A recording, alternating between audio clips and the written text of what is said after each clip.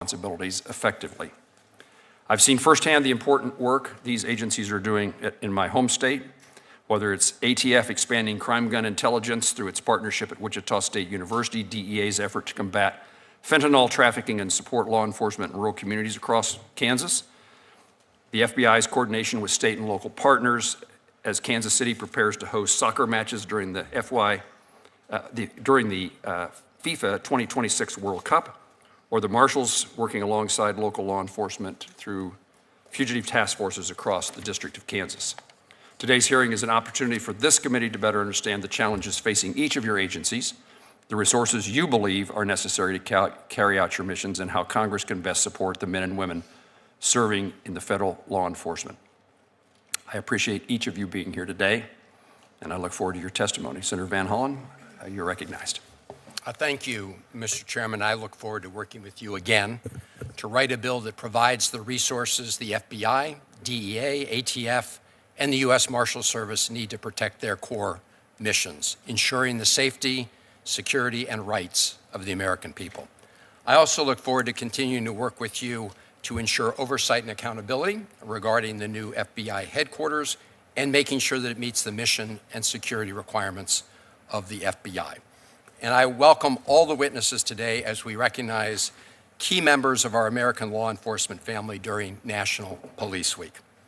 I look forward to hearing about the various budget requests, but we should acknowledge that we are not gathered here at this hearing at a normal time, because what we are learning about what's happening at the FBI is anything but normal.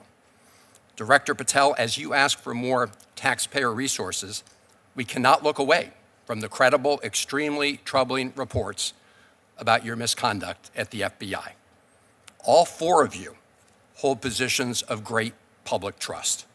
The American people trust that each of you will responsibly exercise your powers to protect them. You're expected to be on call night and day, able to make quick decisions to guard our nation's security. You must always be prepared to answer that call, whether it comes at 3 p.m. or 3 a.m. That is your duty. Director Patel, I don't care one bit about your private life, and I don't give a damn about what you do on your own time and your own dime, unless and until it interferes with your public responsibilities. Being the director of the FBI is an awesome responsibility. And when your private actions make it impossible for you to perform your public duties, we have a big problem. You cannot perform those public duties if you're incapacitated. And Director Patel, these reports about your conduct, including reports of your being so drunk and hungover that your staff had to force entry into your home, are extremely alarming. If true, they demonstrate a gross dereliction of your duty and a betrayal of public trust. I cannot imagine ever having to worry about former FBI Directors Wray or Mueller spending multiple weekends drinking heavily at the Poodle Room in Las Vegas. Now, I understand that you've denied these reports, and you will have a chance today here to challenge them. But the problem with your leadership does not end there. We're also witnessing a litany of other abuses. Political firings of trusted career agents whose only fault was following the facts and the law. That includes the firing of agents and staff from a special counterintelligence unit that monitored threats from Iran, weaponizing the FBI to seek political revenge on former FBI Director James Comey and others, using FBI investigative resources to go after journalists who write stories that you don't like. And just this morning, we learned more details about your firing of Brian Driscoll, a decorated FBI special agent with nearly 2 decades of experience. He claims in an interview that you made clear that his failure at the FBI was tied to that his future at the FBI was tied to his political allegiance to Donald Trump. So you're asking for more resources at a time that you're misspending valuable resources on political revenge instead of focusing on defending our national security. I'm pleased, as the chairman said, that all of your agencies noticed our bipartisan opposition to the deep cuts from last year and have presented more robust plans this year. There are still major gaps to be addressed. One notable example among the DOJ programs is the elimination of the Organized Crime Drug Enforcement Task Forces. As I understand it, DEA was oddly sidelined in this process. I'm also concerned about diverting resources away from core missions of each of your agencies to fuel President Trump's mass deportation agenda. Trump told us he was going after the, quote, worst of the worst who posed a danger to our communities. That would be fine. But if you look at the Department of Homeland Security's own data, overwhelmingly the people being targeted and locked up pose no risk to public safety. So when you divert resources away from fighting serious violent crime to locking people up who mostly don't pose a risk to public safety, you're making us less, not more safe. Let me close by thanking the thousands of law enforcement personnel, both local, state, and federal, who work tirelessly each day to keep us all safe. And I look forward to the hearing and discussion today. Thank you, Mr. Chairman. You're welcome. You're welcome, Ranking Member. I look forward to working with you as we work our way through these budget requests and our appropriations process. I now recognize our witnesses for their testimony, and I recognize the Director of the FBI, Kash Patel. Good afternoon, Chairman Moran, Ranking Member Van Hollen, and members of the subcommittee. Thank you for inviting me to represent the FBI's fiscal year 2027. It's an honor to represent the 36,000 men and women of the FBI that serve around the country and around the world, especially during Police Week. Director, would you pull the mic closer, please? Of course. Thank you. This week, especially for Police Week, we pause to commemorate the incredible dedication and bravery of our law enforcement communities across the country, who stand on the front lines and shield our citizens from dangers and threaten our everyday way of life. Every day, the FBI safeguards our nation's safety and security with our law enforcement partners. To achieve our no-fail mission, we fully support the President's budget proposal for the FBI for $12.53 billion to get us right-sized. Before getting into specifics, I'd like to highlight that the importance of the FBI mission is never more important than at this critical time, especially during the recent violent attacks during the White House Correspondents' Dinner, which all too many of us were there. I was proud that the FBI, within moments, immediately jumped into action, launched a bi-coastal investigation, launched fixed-wing and rotary assets and men and women in evidence response teams, bond technicians, and interviews. And within 24 hours, we had that evidence from California to Boston, back in Washington, D.C., and the individual was charged.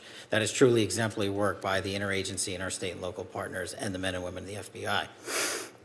Thanks to the brilliant personnel at the FBI, this year has been truly historic in the reduction of crime. It has been a record-breaking year. We have seen in 2025 alone a historic 20-point decline in the nation's murder rate. We also saw 44,000 violent offenders arrested by this FBI last year alone. To put that in perspective, that's twice as many violent offenders arrested in all of 2024. The FBI seized more than 2,200 kilograms of fentanyl last year. That's a 31% increase from 2024. That's enough to kill 180 million Americans across this country. The FBI arrested 8 of our top 10 most wanted fugitives in just 14 months. To put that in perspective, that's double the number of the entirety of the prior administration. We've made over 3,000 arrests and seized over 1,000 firearms at the border, including 90 high-value targets from Mexico brought here for prosecution. And through our leadership in the Homeland Security Task Force and the interagency, a 6-week effort led by the HSTFs contributed to 400 operations, 32 federal agents working it, and 91 metric tons of drugs were seized. We've also seen unprecedented progress in protecting our most vulnerable, our children. In 2025, we located more than 6,300 missing kids. That's a 30% increase from 2024. And we arrested more than 2,000 child predators and human traffickers in 2025. That's a 17% increase from 2024. We also wiped out 4 million pedophile accounts off the dark web entirely. And we also focused in on the 764 network, those who especially target our youth and are vulnerable online. And we saw a 500% increase in the arrest of the NVE community. In terms of national security, we've been equally aggressive on that front as well, on the counterterrorism side, on the domestic and homegrown violent extremist side. And there's no overstating that our work, the men and women at the FBI, proudly stopped 4 terrorist attacks in the month of December last year alone in California, Pennsylvania, Texas, and New York. We also stood up the NSPM Joint Mission Center, integrating intelligence and operational expertise across our agencies to disrupt political violence and domestic terrorism. We finally empowered our capabilities at the FBI with an AI advancement that the FBI workforce has not seen. This FBI is up using AI 230% across our enterprise. The Bureau is fully engaged in defending against cyber attacks from nation-state adversaries, criminals, and everything in between. Last year, our Internet Crime Complaint Center fielded more than 1 million complaints. that totaled nearly $21 billion in losses based on cyber theft. We've also seen an increase in complex financial crime arrests, included 400 indictments, and seized over $1.6 billion in funds related to those crimes, a 65% increase. Maybe most impactful in terms of scams, the FBI has led the overseas operations in Cambodia, Thailand, and Burma, crippling the scam center compound stood up by the CCP, including the arrest of an individual responsible for $14 billion in scams alone. And we're scuttling these compounds one by one. Just last week in Dubai, thanks to the cooperation of the FBI and the Dubai National Police and MPS, we arrested 300 individuals, freed 2,000 people who forced into traffic labor, and shut down a $4 billion scam center that was operating to fleece Americans and seniors of their hard-earned dollars. The FBI's unique authorities on these front lines show that we're defending the homeland. Just last month, we extradited Zhu Zhuwei, one of the top 2 cyber hackers from Italy. They say we couldn't get him. They thought the CCP was going to get him, but now he's here in prison. Our work collectively on the counterintelligence mission speaks for itself. 43% more counterintelligence arrests in 2025 than all of 2024 from China, DPRK, Russia, and elsewhere. And as you know, Mr. Chairman, we are busy getting ready for protecting Americans from every event of the Olympics, the World Cup, the F1, the Super Bowl, as we drive into 2028. But this summer, all eyes are focused on the World Cup, and the FBI and DHS stand ready, learning from our valuable experiences and focusing on a 14-month lift to ensure everybody is taken care of when they visit our country for this World Cup event. Lastly, we have secured record-breaking achievements to include task force officers from around the country, including deputizing our own officers, reducing the task force officer pipeline from 14 months to 60 days, allowing men and women in law enforcement to work together at speeds that have never been delivered before. With your continued support, this FBI stands ready to continue this great work, and I stand ready to answer any and all questions from you. And categorically, Mr. Vice Chairman, when you say there's credible reporting, just because you say it's credible doesn't make it so. This FBI is doing a historic level of crime reduction across the country. I'm proud to lead it. And if you want to cite media reporting to discredit the men and women of the FBI, go right ahead. The target's right here. The mission has never been more successful. Administrator Terrance Cole, Drug Enforcement Agency. Chairman Moran, Ranking Member Van Hollen, and members of the subcommittee, thank you for the opportunity to appear before you today. It's an honor to be here during National Police Week when we recognize the men and women of law enforcement who have given their lives in the line of duty. I appreciate your continued support of the Drug Enforcement Administration and nearly 9,000 professionals who carry out the mission across the United States and around the world. As a law enforcement veteran of more than 30 years, I come before you with a straightforward message. The threat we face today is unlike anything we've seen before. The DEA's mission has never been more urgent. Fentanyl continues to kill Americans at alarming rates. It's not just another drug threat, it's a weapon of mass destruction. Measured in American lives lost every day, it's produced and distributed by transnational criminal organizations that have industrialized death for profit. The Sinaloa and Jalisco New Generation cartels, now designated foreign terrorist organizations, are driving this crisis. They operate as a global enterprise. They use sophisticated supply chains, financial networks, and technology to move poison into our communities.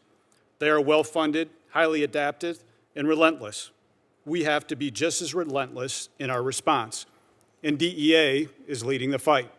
We're taking the fight directly to these organizations with aggressive, intelligence-driven enforcement. Our focus is clear: target leadership, break their command and control, disrupt supply chains, hold accountable those who profit from the addiction and death, including the global networks that supply precursor chemicals to make fentanyl production possible. And we are delivering results. In one recent coordinated surge, DEA and our partners made more than 600 arrests. We seized hundreds of kilograms of fentanyl, multi-ton quantities of cocaine and meth, hundreds of firearms, and more than $11 million in U.S. currency. Across our fentanyl operations, we've made thousands of arrests tied to trafficking networks, seized millions of fentanyl pills, removed hundreds of kilograms of fentanyl powder from circulation. Those numbers translate directly into lives saved. We're also seeing an impact at our community level. In one city alone, targeted operations with our partners led to the reduction in violent crime of more than 1/3, and a significant amount of drugs and firearms taken off the streets. Drug trafficking drives violence. When we dismantle these networks, we're not just removing drugs, we're making communities safer. We're also focused on the financial side of this fight. We're going after the money, including the use of cryptocurrency and other tools that these organizations rely on to move and hide profits. Our reach is both global and local. DEA operates in 82 offices across 62 countries and maintains a presence of 26 field divisions with more than 200 offices here at home. This allows us to attack the problem from source to the street. We do this work with discipline and accountability. DEA's workforce is a driven agency. We have nearly 9,000 employees on board against an authorized level of nearly 9,700 employees. That includes just over 4,000 special agents on board compared to nearly 4,800 authorized. We prioritize putting people where they have the greatest impact, on the front lines. We're also careful stewards of the taxpayers' resources. More than 80% of our budget supports mandatory costs like salaries. Only a small portion is available for operational work. That means every operational dollar has to count, and it does. We prioritize keeping agents in the field, focus our resources on action that dismantles organizations and removes drugs from our community. We measure success by impact. Networks disrupted, communities protected, lives saved. The President's budget reflects confidence in that approach. It supports DEA's mission, our results, and our stewardship of resources entrusted to us. At the same time, the threat continues to evolve. These organizations move fast. They exploit global supply chains, digital platforms, and financial systems. To keep the pace, DEA has to strengthen its capacity in intelligence, data, and technology. This means giving our agents and analysts the tools to connect information, identify networks, and act quickly. It means improving how we share intelligence with federal, state, local, tribal, and international partners. And it means making sure our workforce has what it needs to do the job. This is about enabling investigators to get out from behind the desk and onto the streets, where they have the greatest impact. Our mission is simple: protect Americans and save American lives. We do this by enforcing the law, dismantling organizations driving this crisis, and working with our partners across the country and around the world. The men and women of DEA understand what is at stake. They see it every day. They carry out this mission with professionalism and purpose. With your continued support, we will stay on the offensive. We will keep pressure on the cartels. We will continue to disrupt networks driving the fentanyl crisis. And we will continue to protect Americans with the resources you entrust to us. Thank you, and I look forward to your questions. Thank you, Administrator. Now, Director Serralta of the United States Marshals Service. Director. Thank you, Mr. Chairman, subcommittee members. Good afternoon, and thank you for the opportunity to testify on behalf of the United States Marshals Service fiscal year 2027 President's budget request. The United States Marshals Service occupies a uniquely central position in the federal justice system. While protecting the judiciary, we're also the enforcement arm of the federal courts, involved in virtually every federal law enforcement initiative.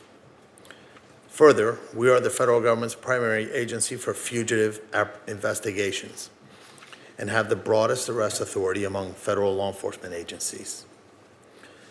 The U.S. Marshals Service has been at the apex of federal judicial protection, investigation, and enforcement with vast mission responsibilities such as witness protection and prisoner management as well. The United States Marshals Service is unique from all other agencies and has no control over the workload for our primary mission: protecting, defending, and enforcing the American justice system. For example, we cannot control the number of threats to our protectees and the subsequent required protection details. Prisoners that enter our custody cannot be controlled.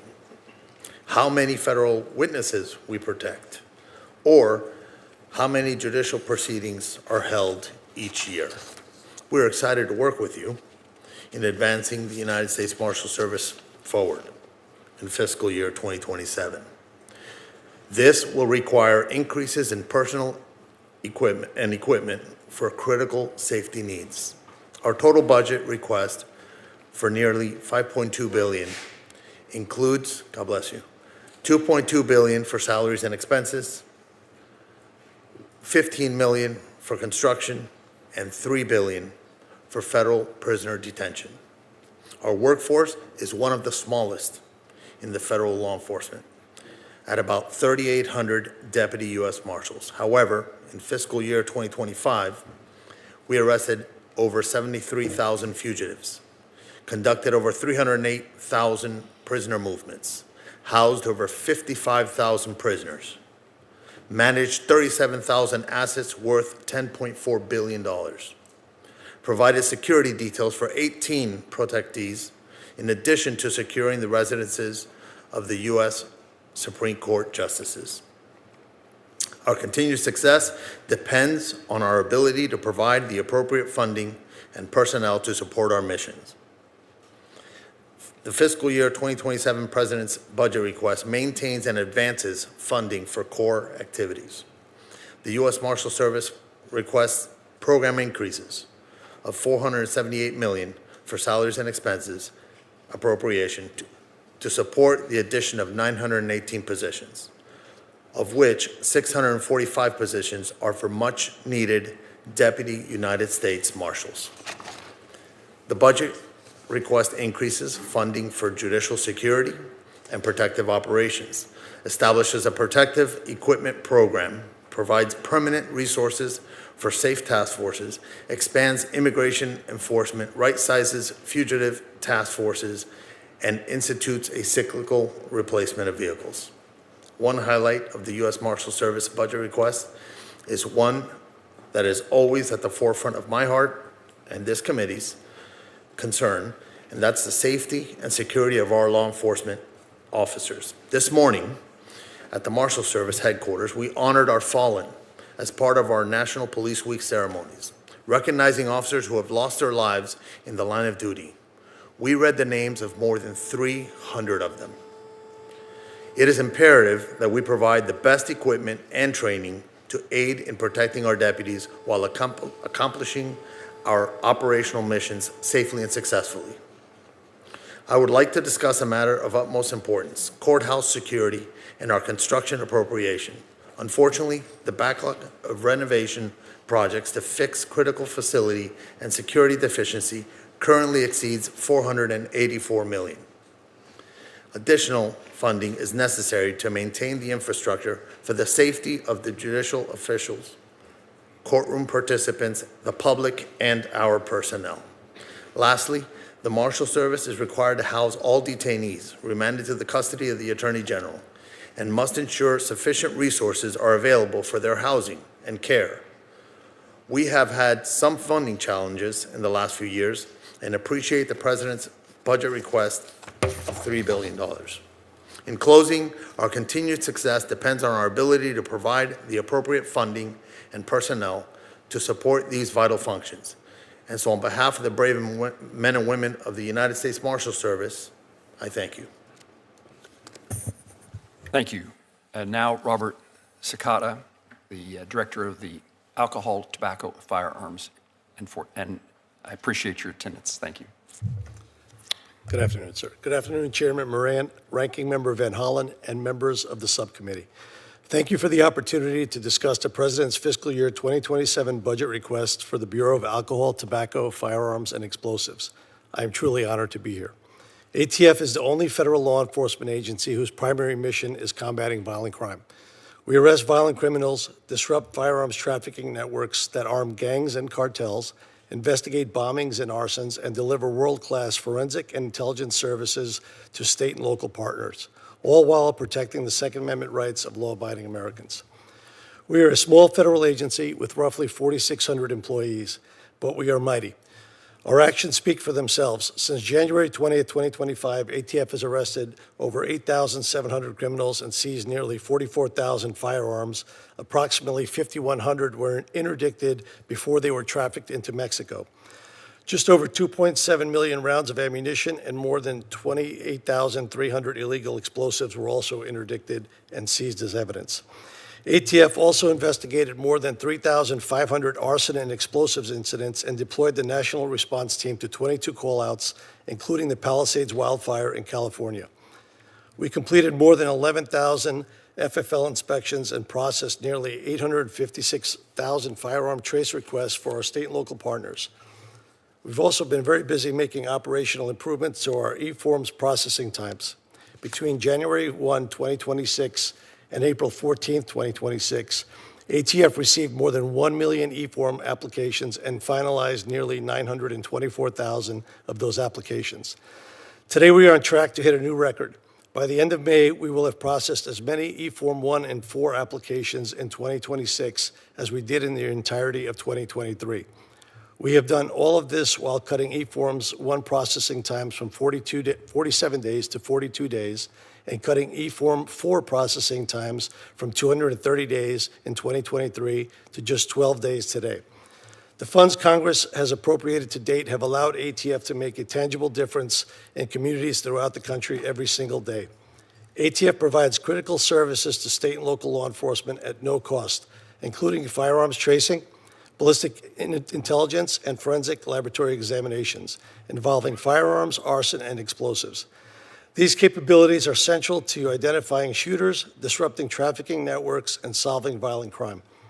ATF is grateful for this funding and has achieved a tremendous result, but without adequate investments by Congress, these results are not further sustainable. That is what makes the President's FY27 budget request for ATF so important. It totals $1.652 billion for salaries and expenses with 4,749 full-time equivalents. It is what ATF requires to sustain our mission. Notably, the administration's budget includes 2 program enhancements, $7.8 million for NIBIN and $25.8 million for combating gun violence. The NIBIN enhancement will enable ATF to replace aging ballistics imaging equipment and expand correlation services to additional sites. This would ensure timely investigative lead generation, allowing law enforcement to identify and apprehend violent offenders more effectively. The combating gun violence enhancement will enable ATF to add 86 positions, including 60 special agents, to support the expansion of firearms trafficking task forces along the southwest border and increase ATF's ability to identify, disrupt, and dismantle cross-border smuggling operations. If enacted, the administration's budget will enable ATF to sustain core capabilities, modernize critical infrastructure, and continue providing and expanding access to services for law enforcement partners, allowing us to continue focusing on our unique mission of combating violent crime. The Senate has been a staunch supporter of ATF's mission. I'm deeply grateful for that. I look forward to continuing to work together. I thank you all again. I look forward to your questions. Director Cekada, thank you very much. We'll now begin with a round of questions, and I'll begin with you, Administrator Cole. I just returned from a visit to China, where in conversations with Chinese leaders, we again push the issue of precursor chemicals and their import to Mexico and ultimately the drugs to the United States. I've also been to Mexico and met with the leadership there to encourage them to discourage China from continuing to import those precursors. What's the DEA? What are you doing as the administrator to engage those foreign partners in China as well as other places, India, for example, to break down this supply chain? Senator, thank you. And DEA is laser focused on targeting and disrupting the supply chain out of China as well as in India. We've held 2 bilaterals this year with Chinese officials, one at DEA headquarters and the other one at our Rocky Mountain Field Division. We continue to work on the ground in Beijing, China, with NCB, the National Control Board in China, as well as MPS, the Ministry of Public Safety. We continue to stay engaged. We continue to target the Chinese organizations that are sending this precursor chemicals into Mexico for the manufacturing of fentanyl to come across our border. We will continue to stay on our front foot. We will continue to target. We will continue to work with U.S. Ambassador David Perdue on the ground in China, who's been a tremendous advocate on the ground, not only for all federal law enforcement, but for protecting American citizens in our country from this danger of the precursor chemicals that continue to flow into Mexico and into Colombia. Administrator, how do you evaluate the interest, the willingness of Chinese officials and other foreign countries, their leadership in actually assisting in keeping the precursors out? And at the ground level, we're working extremely well. I think there are still barriers that are in place. I know the president's visit this week will be fruitful as we continue to stay on the offense when it comes to protecting Americans to this precursor chemicals that continue to flow into Mexico and China. The Mexican authorities have stepped up their game with bilateral cooperation. I think everybody at this table has seen an increase in the cooperation with Mexico, but we need more.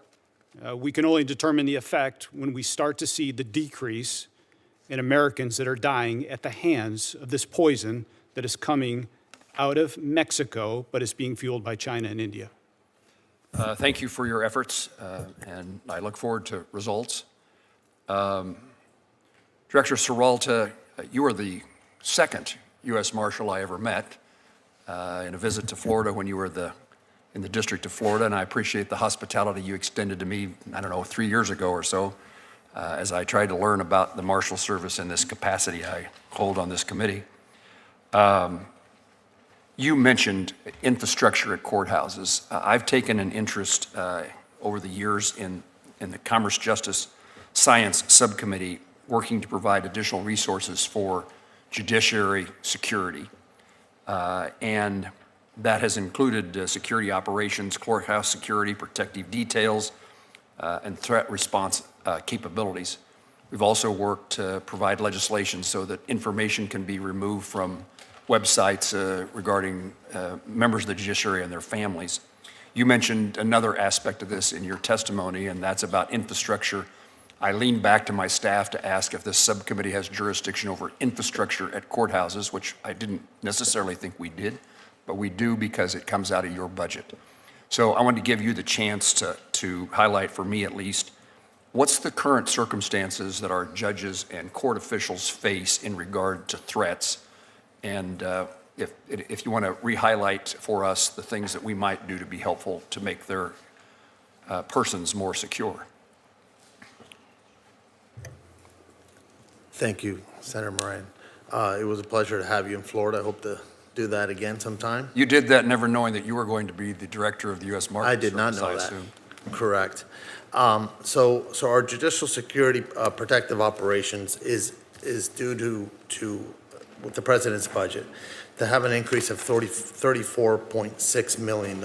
And that's going to strengthen and expand the protective operations mission by adding more dedicated teams and allow the USMS to surge resources when threats necessitate enhanced judicial security. But you bring about the question about the construction backlog, which I mentioned in my opening. The construction backlog is $484 million, and that includes $30 million of it for prisoner elevators. So anytime we have to take a prisoner through a different elevator or up the steps, we risk the prisoner injuring himself or someone being injured by having the prisoner walking in unsecure locations. So it is a serious concern. It is something that I believe goes to the judicial security as a whole. The Marshal Service mitigates and we triage what areas we work with first with the input of the judiciary. You would take just one more minute before I turn to Senator Van Hollen. What threats, what's the significance of the threats members of the judiciary and their court officers face today? Is it changing? So for the last several years, there's been an increase in threats. Any threat that is a viable threat to a judge, to us, is serious business. It's something that we will investigate and arrest individuals and seek prosecution on. So there has been an increase in threats. It's been over the past several years, and it's fueled primarily by social media, where folks can be brave on the internet, yet when we go meet up with them, they're not so brave. Thank you. Senator Van Hollen. Thank you. Director Cekada, you hold a position of public trust. Do you agree that you should lead by example and be held to at least the same standard of conduct as you expect of ATF agents? Yes, sir. And would you agree that if one of your agents was unable to perform his or her duties because of excessive drinking, you would need to take corrective action or disciplinary measures? Yes, sir. Director Serralta, same question for you with respect to the U.S. Marshal Service. Do you agree with the responses from Director Cekada? Ranking Member Van Hollen, that would be correct. I would do that after a thorough investigation by our internal affairs. Administrator Cole, same question to you with respect to the DEA. Yes, sir, I would echo what Rob and Gaddy have said. After a thorough review by our OPR, Office of Professional Responsibility, yes, sir. Director Patel, do you agree with these three gentlemen as the Yes, head sir. of the FBI? So you agree, Director Patel, that if one of your agents was unable to perform his or her duties because of excessive drinking, you would need to take corrective or disciplinary action. You agree with that statement? We would implement the inspection review process, just like these other agencies have their own internal investigations, and complete that review. As I said in my opening remarks, I really don't care about your personal life so long as you are able to perform your public and official responsibilities, which are awesome responsibilities. Multiple reports, including reporting by The Atlantic, have alleged episodes of excessive drinking, unexplained absences, and behavior that concern current and former FBI and DOJ officials. You have publicly denied those allegations and filed a defamation lawsuit. So today, as you testify before Congress, is it your testimony that those allegations are categorically false? Unequivocally, categorically false. So there have been no occasions during your tenure when FBI personnel were unable to promptly reach you? Absolutely not. You can ask my entire workforce. They hear from me at every single hour of the day, as do these great gentlemen here, as do the men and women of the interagency and state and local law enforcement and the White House. And so there have been no occasions when your security detail had difficulty waking or locating you, is that right? Nope, it's a total farce. I don't even know where you get this stuff, but it doesn't make it credible because you say so. I'm not saying it, Director Patel. It's been written and documented. You are literally saying it. No, I'm saying that these are reports, Director Patel. No, And unlike I your will baseless say, reports, Director the only person Patel- that was slinging margaritas in El Salvador on the taxpayer dollar with a convicted gangbanging rapist was you. You know, the only fact- person that ran up a Director $7,000 bar tab in Washington, D.C. at the This lobby bar suggests to me- was you. So this the only suggests individual to in this me that the room that has allegations been are drinking on true. taxpayer dime during Are the you day polygraphing? is you. Director Patel, come on. These are serious allegations that were made against you. The They're in a allegations lawsuit are that false. you filed. You drinking margaritas with a Yeah, gangbanger actually, is true and on it video. just goes to show you don't- running a $7,000 this goes- bar tab at the lobby bar Director Patel, has been filed by your own this office. goes to show- drink during the day. That's Chairman- you. Mr. This is Chairman- the ultimate example of hypocrisy. Chairman- I will not be tarnished by baseless allegations let me and ask the fraudulent statements questions. from the media. The fact that you mentioned that indicates you don't know what you are talking about. Now, here, Director The only thing I Patel- know is you're the one drinking margaritas with felons. Actually, that's a false statement, and I'm asking you about your statements. I've answered that. And I'm asking you about a particular report. And It's it not is a your report. testimony. So let me ask you this. Are you willing to take the test, it's called the audit test, that members of our active duty military and others take to determine whether they have a drinking problem? I'll take any test you're willing to take. I will take it, Director Patel. I'll take it. You ready to take it? Let's go. Yes or no? Let's go. Side I'll by take it. side. I'll take it. All right. I think that the fact that you're so, have you ordered polygraph tests of members of your team to determine how that story came about?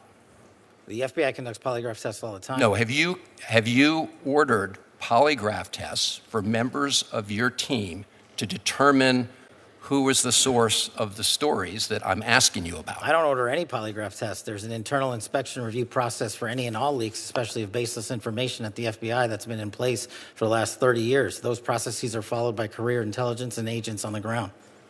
So I'll take that as a yes, since you said that these were unauthorized disclosures. I have another round of questioning regarding your firing people who were important to gathering intelligence with respect to Iran, but I'll wait for my second round. Thank you, thing. Chairman. Senator Collins, we're pleased to have the chairwoman of the full committee with us. Thank you very much, Mr. Chairman. Director Patel, the proliferation of illegal marijuana grow houses connected to transnational criminal organizations originating in China is an ongoing problem in the state of Maine. A DHS memo in 2023 estimated that Maine had as many as 270 Chinese-backed illegal marijuana operations, producing up to an estimated $4.3 billion in illicit revenues. Since then, thousands of pounds of illegal marijuana have been seized, primarily because of the tireless work of our Maine sheriffs and local law enforcement in Maine. One other side effect of these illegal grow operations is they usually destroy the houses in which they're located, which exacerbates the housing shortage in my state. Last year, you testified that the FBI would be sending more resources to the field, specifically to Maine, to combat these dangerous operations.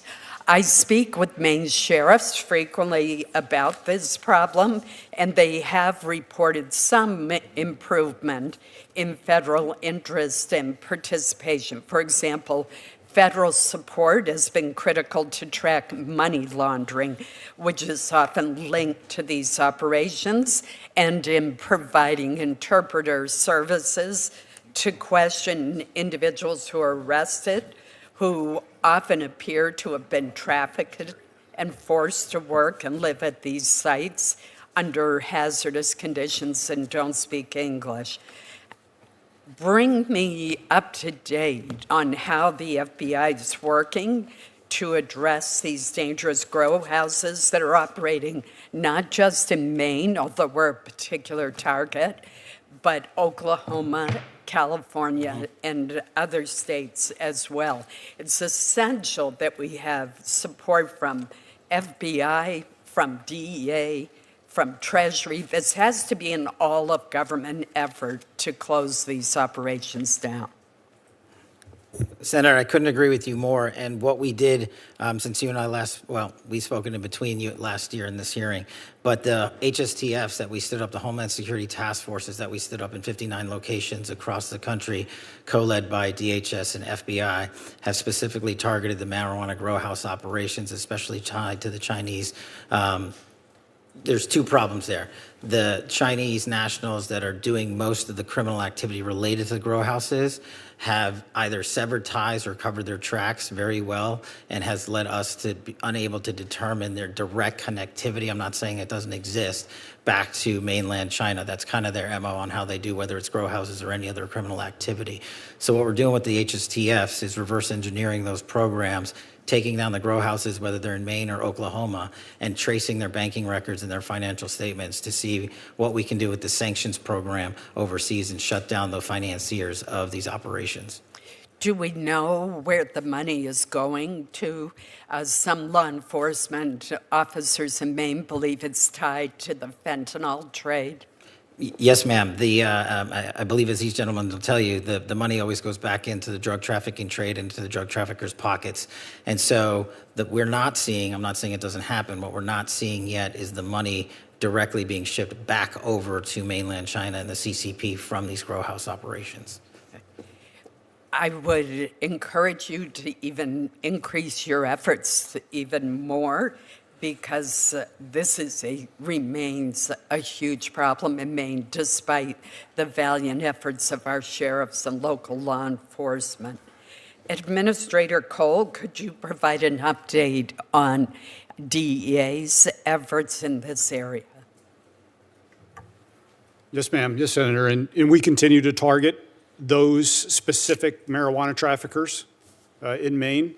As of recently, we had executed 44 search warrants in reference to Chinese underground marijuana houses, seized about 32,000 marijuana plants, over 500 pounds of marijuana. And as we continue to trace the Chinese underground banking system, where the funds are being fueled, as the Director Patel had said, they're often using crypto as the instantaneous transfer of wealth. And what that requires our skilled investigators to do is to pull those findings off the blockchain, but to specifically look at 1, 2, and 3 tiers removed to help identify exactly where those illicit gains are going to. We continue to stay on the offensive. Recently, with our Bangor, Maine office, we've identified up to 250 potential locations where this is occurring. So this is ongoing cooperation with our state, local, tribal partners and our federal partners, not only through our efforts, but the efforts of the Homeland Security Task Force that has come together. We will stay on the front foot. We will continue to target and investigate and bring them to justice. Unfortunately, they are embedded, which requires long-term, complex conspiracy work to continue to eradicate not only the poison of the narcotics, but the environmental dangers that they bring to these grow houses. So we will continue. We will keep you posted, Senator. My team is happy to follow up with your team to give you progress and update reports. Thank you. What I have found is a lot of time constituents who live near these houses know what's going on. I mean, all of a sudden, the windows are covered. They see people going in and out at odd hours. They can smell, in some cases, the marijuana. These are not the licensed operations that are legal in Maine. These individuals are not following any of the rules, and they are operating illegally and causing tremendous harm. The fact that your latest reporting shows that there's still 250 houses, and that's probably an underestimate, it shows how incredibly serious this problem is. And again, think of the affordable housing crisis in Maine, in Oklahoma, and other states. These are houses that become uninhabitable because of the amount of black mold that is usually inside of them. So I hope you will continue the task force effort, because this really requires an all-of-government approach. Thank you. Thank you, Mr. Chairman. Thank you, Senator Collins. Senator Shaheen. Thank you, Mr. Chairman, and thank you to each of our witnesses for being here today. Director Cole, I'd like to begin with you.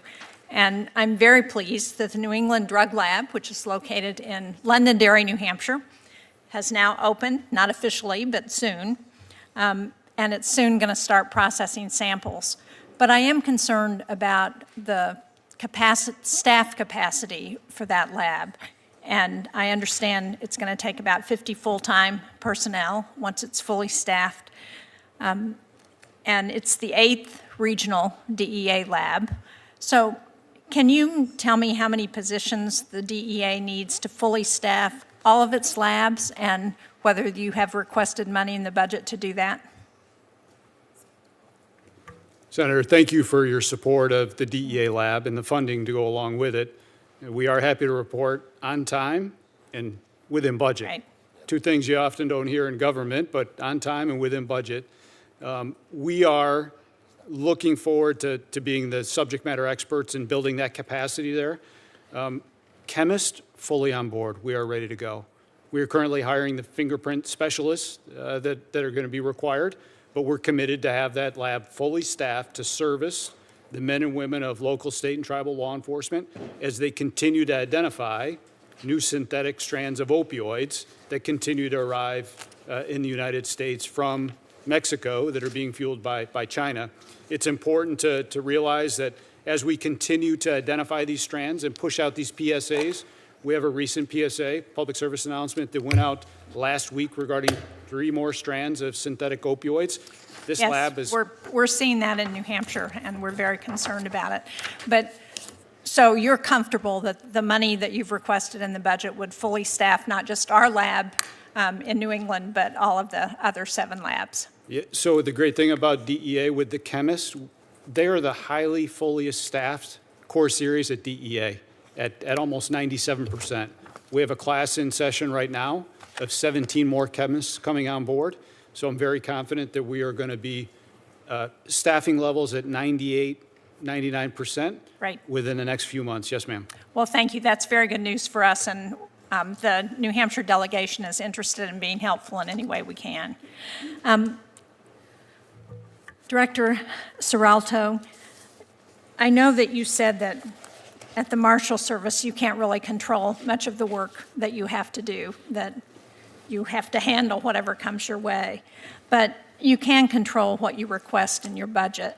And I noticed that your budget request increased funding of more than $152 million for immigration-related activities, but only, I think you said, $34 million to increase judicial security. And I am concerned that given the increase in criminal activity against our federal judges, that, as you point out, the threats to them are problematic. So can you talk about why the dramatic increase in immigration funding, but only, about a quarter of that to handle judicial security, when that's a major aspect of the work that you all do? Thank you, Senator Shaheen. I appreciate that question. So our immigration ask for $152 million expands the USMS's participation in the Homeland Security task forces, whose mission is to disrupt transnational criminal organizations. It also provides funding to support the USMS's increased workload in our traditional missions. So the efforts of our immigration work as a nation are going to add to the cost of the Marshal Service's processes. I understand, but we've just passed billions of dollars for immigration activities and no additional funding in the Republican-passed reconciliation bills to address judicial security. And given, as you point out, the threats to judges across this country, don't you think it might be better to rely on the billions that are in those bills to address immigration and refocus those dollars for the Marshal Service on judicial security and courthouse security? Well, Senator, I can tell you the Marshal Service could use the money for the security situations with our backlog in construction. That is a big number. That's $484 million. Right, I understand that. So who made the determination that you were going to increase immigration funding by such a large amount? Well, in staffing the HSTFs, the president has given us money to be able to staff those HSTFs. So it is so that we don't take away from judicial security. That's why the number's higher. Our judicial security protective operations has gotten a $34 million, or the budget proposes a $34 million addition. No, I understand, but the $152 million I understood was also an addition. My time is out. Thank you, Mr. Chairman. Thank you, Senator. Senator Graham. Thank you. Mr. Cole, what would you say to anybody who wanted to abolish the DEA?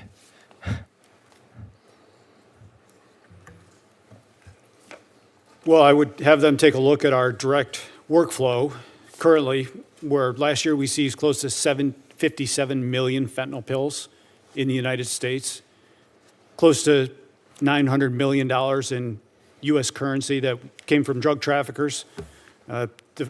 the foreign footprint that we currently have, you would have cartel members celebrating all over the world, designated terrorists celebrating all over the world that the DEA was gone. That's a good answer. So terrorists and drug cartels would be celebrating.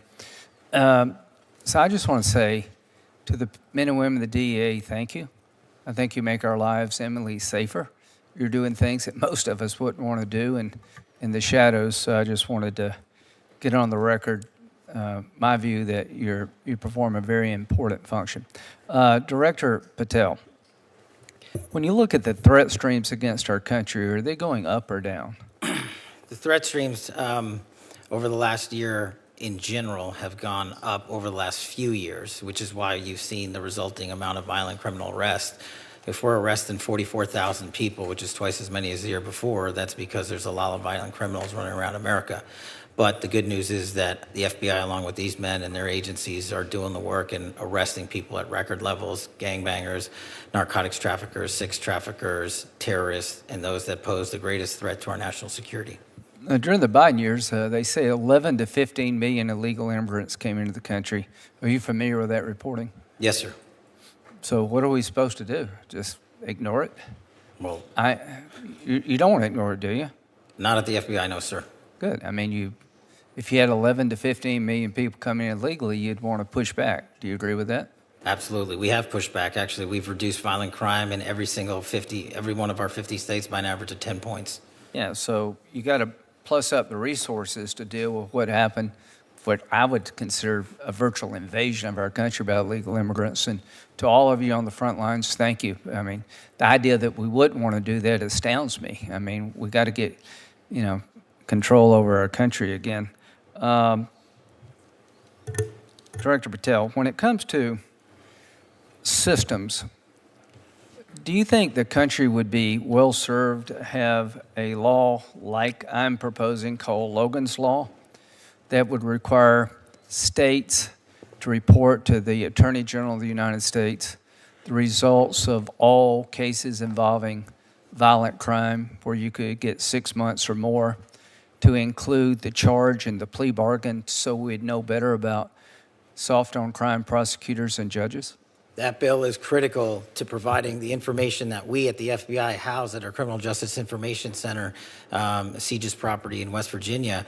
We are only as good as the data we're given. We don't go out and proactively and legally obtain that data from our partner enforcement agencies across the country. So you would support Logan's Law requiring Absolutely. that to be done? We need it. Yeah, I think so too.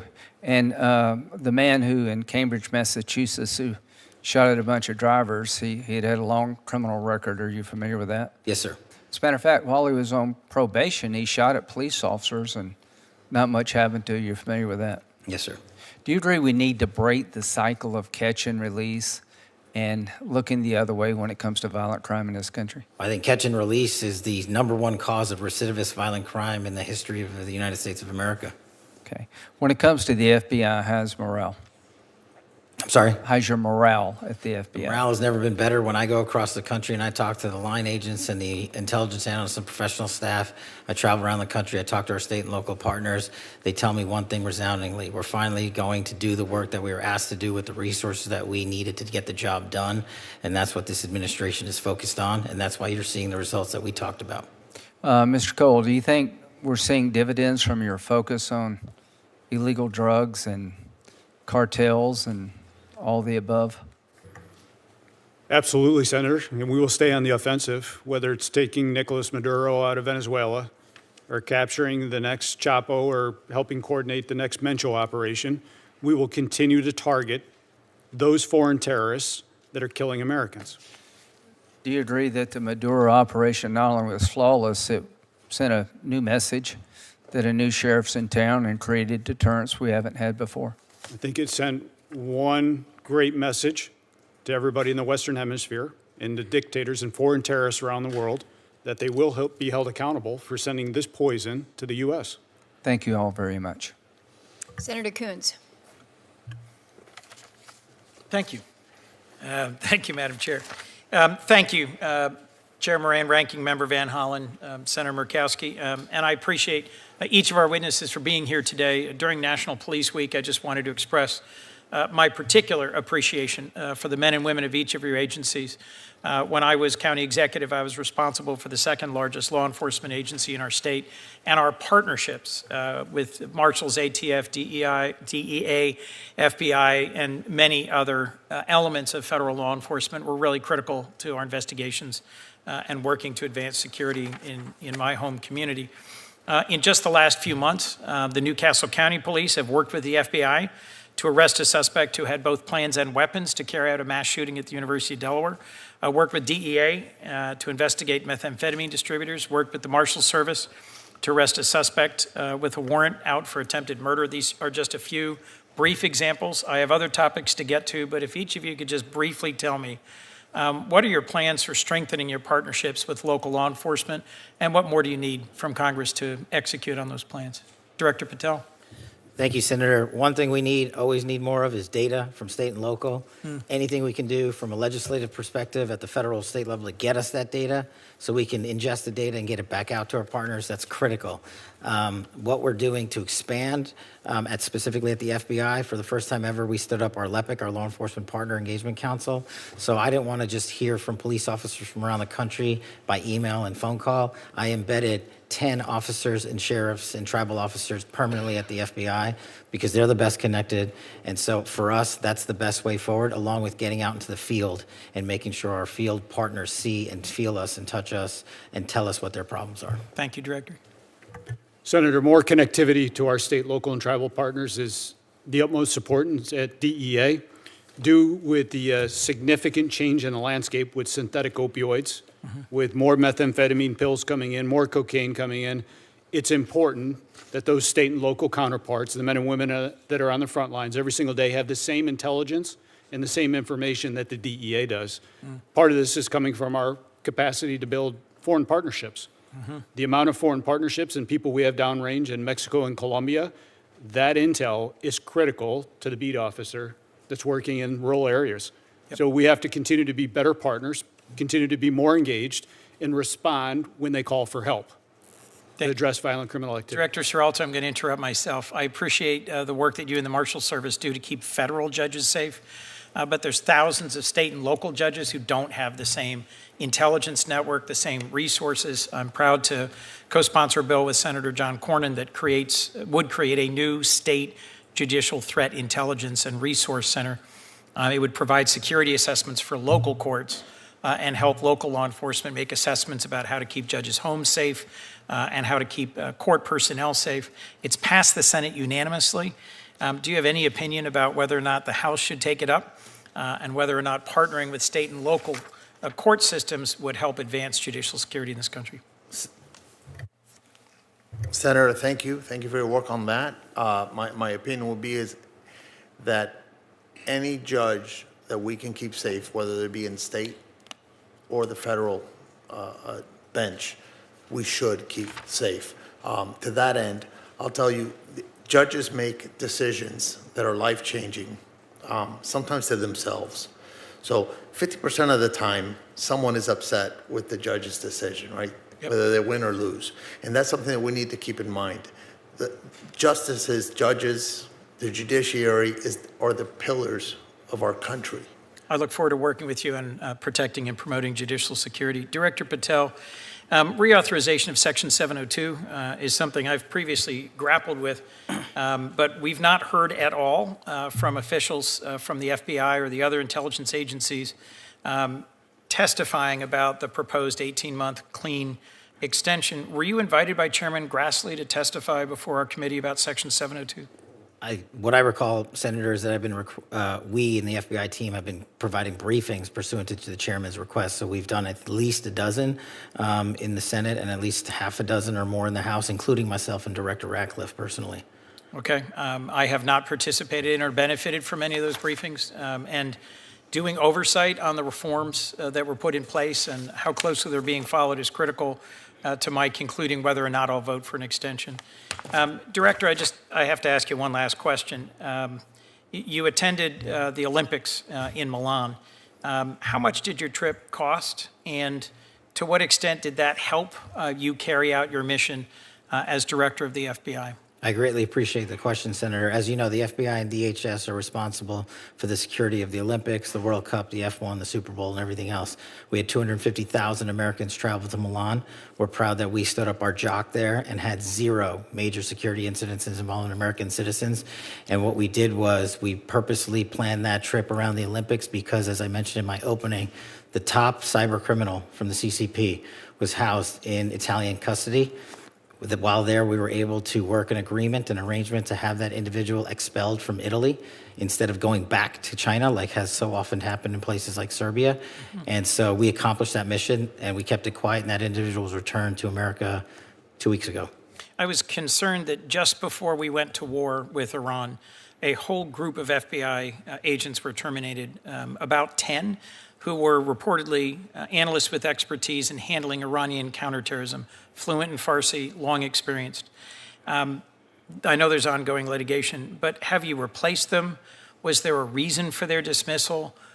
Do we have the capabilities we need to protect the United States while there's an ongoing war in Iran? The public reporting as to the reasons for their dismissal I found deeply troubling. Well, as I've addressed earlier, I don't believe the public reporting is accurate. What we did do for the first time in FBI history is stand up the Iran Threats Mission Center.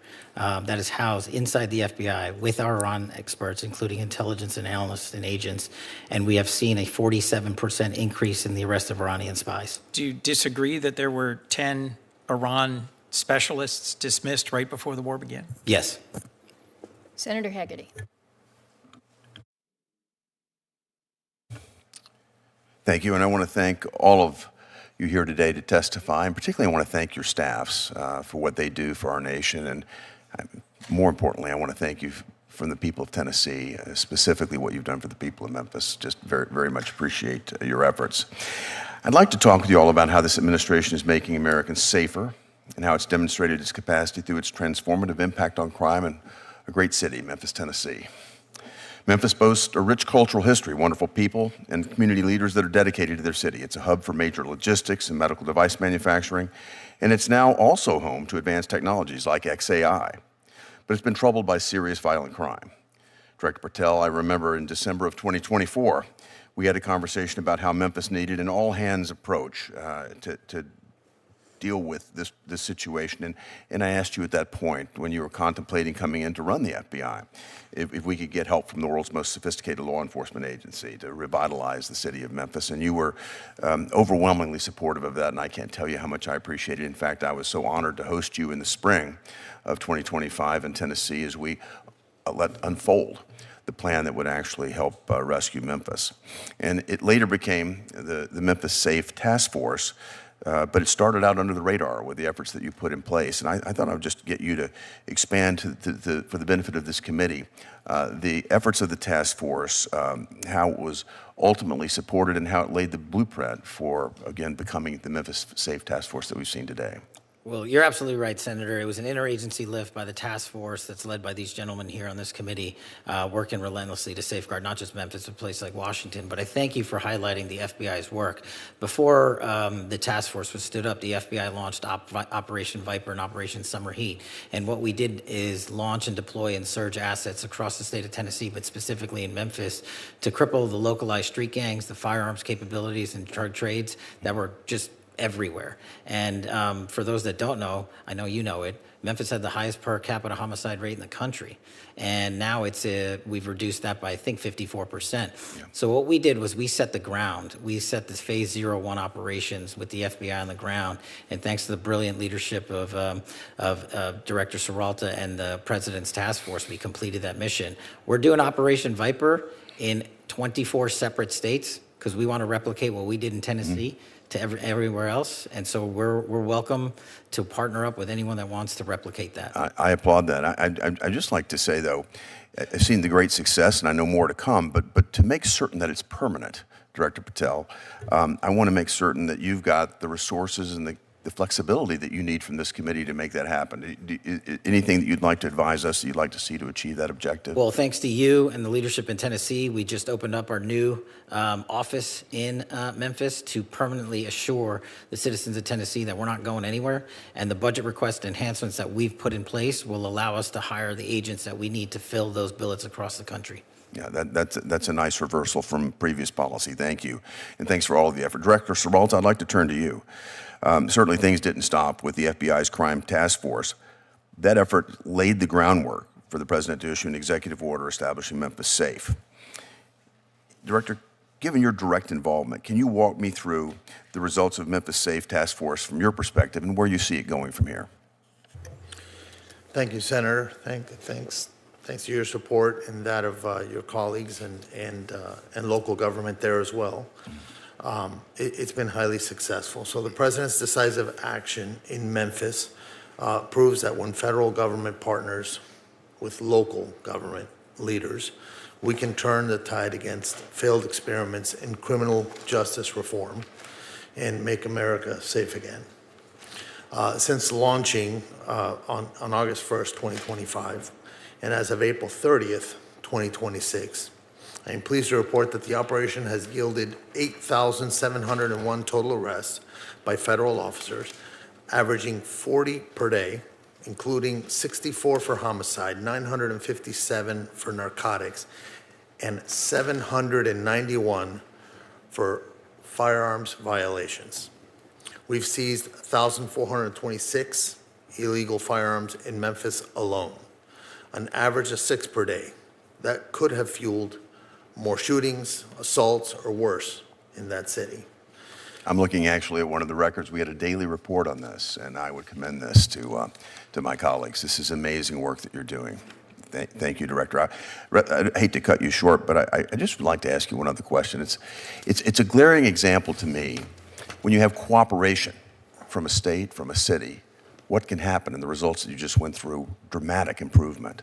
Rather than calling our law enforcement Gestapo, like we've heard in some other parts of America, we've embraced the help, and the results have been dramatic. And I'd just like you to share with us the response that you've received from the people of Memphis. So it's 31 agencies working together. That includes state and local and federal. And the operation has had significant positive impact on the lives of the Memphis residents. The city residents and visitors are now visiting the downtown area. Local businesses are rallying back. There's been large-scale public events have also shown improved safety outcomes. That was demonstrated in December with the St. Jude Marathon, which hosted about 22,000 runners, and not a single burglary was reported that day. And that's different compared to other years. Perhaps the most telling is one of our special assistant United States attorneys recently reported that a traveling emergency room doctor expresses appreciation for what the task force has done. He said that in recent years past, he would have approximately 3 to 5 gunshot wound victims per shift. And now he sees an average of 1 gunshot victim every 3 or 4 shifts. It's dramatic. We've made an amazing impact, and the fiscal year 2027 President's budget request includes a vital program increase for us, $76 million for 200 positions. This is to have that staying power that you were talking about earlier with Director Patel. Thank you, Director Serralta. And I just want to say again, I want to thank all of the employees of the 31 agencies that have made Memphis safe again. It's an example that I hope my colleagues here on the committee will look to and say this is a true example of where cooperation can make a difference here in America, and you have transformed a city for us. Senator Murray. Thank you very much. Manners. Thank you for joining us, Vice Chairwoman. No worries. And I appreciate your presence. Thank you very much, Mr. Chairman. Director Patel, I want to start by recognizing important work by the FBI to crack down on fraud.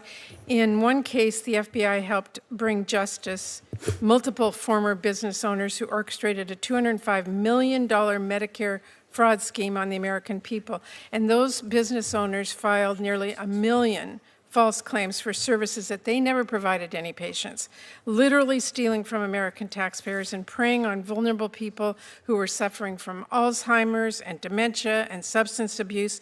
But thanks to the FBI, those crooks were held accountable. So I just wanted to ask you today if you would pass along my gratitude to those FBI agents for their tireless work bringing those criminals to justice. I will, ma'am. The fraud work is often overlooked, and I greatly appreciate that. And very important. But I do have to say, unfortunately, President Trump, the guy who says he's going after fraud, granted this man, Lawrence Duran, clemency last June. He was set free and let off the hook for the $87 million he owed in restitution.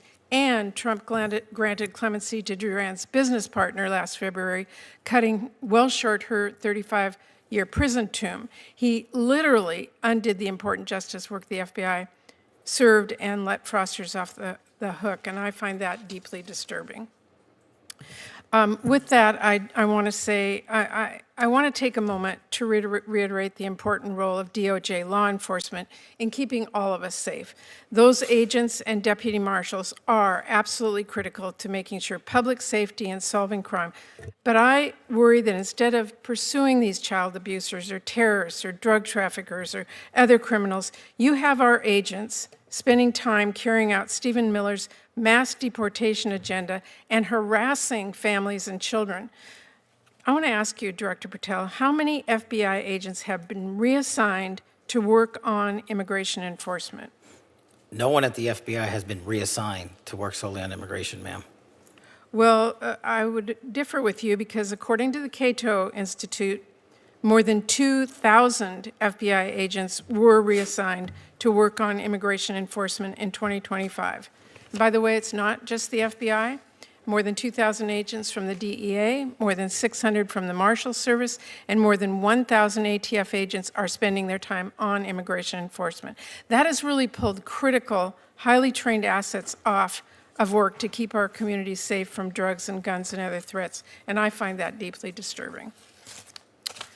Now, Director Patel, I want to ask you about a number of extremely troubling stories recently about your leadership and temperament and what's happened to the FBI with you at the top. And in response to all the concerns about your leadership, instead of righting the ship, you've taken to polygraphing your employees to scare them and attempt to rat out leakers. There are reports that you're using FBI resources to investigate journalists for reporting what's going on, and that is absolutely not what this committee intended when we funded the Bureau. So can you commit to this committee today that no agent hours have been pulled from other work like counterterrorism or violent crime investigations to work on matters related to negative press about you or your personal lawsuit? Senator, I greatly appreciate the question, and I can tell you unequivocally, this FBI is targeting and investigating no journalists. This FBI is targeting no journalists.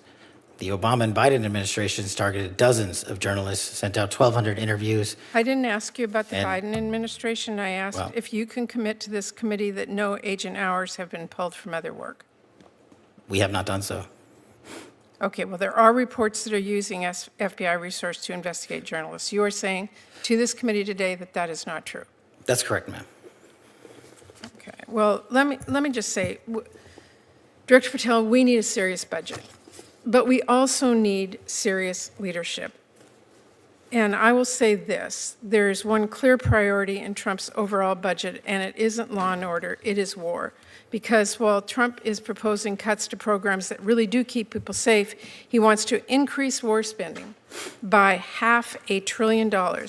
And I don't need to tell anyone here we are not going to bomb our way to safer communities. So I intend to help rip that budget up and write bills that keep families safe. But beyond that budget, we need serious leadership at the FBI that the American people can trust.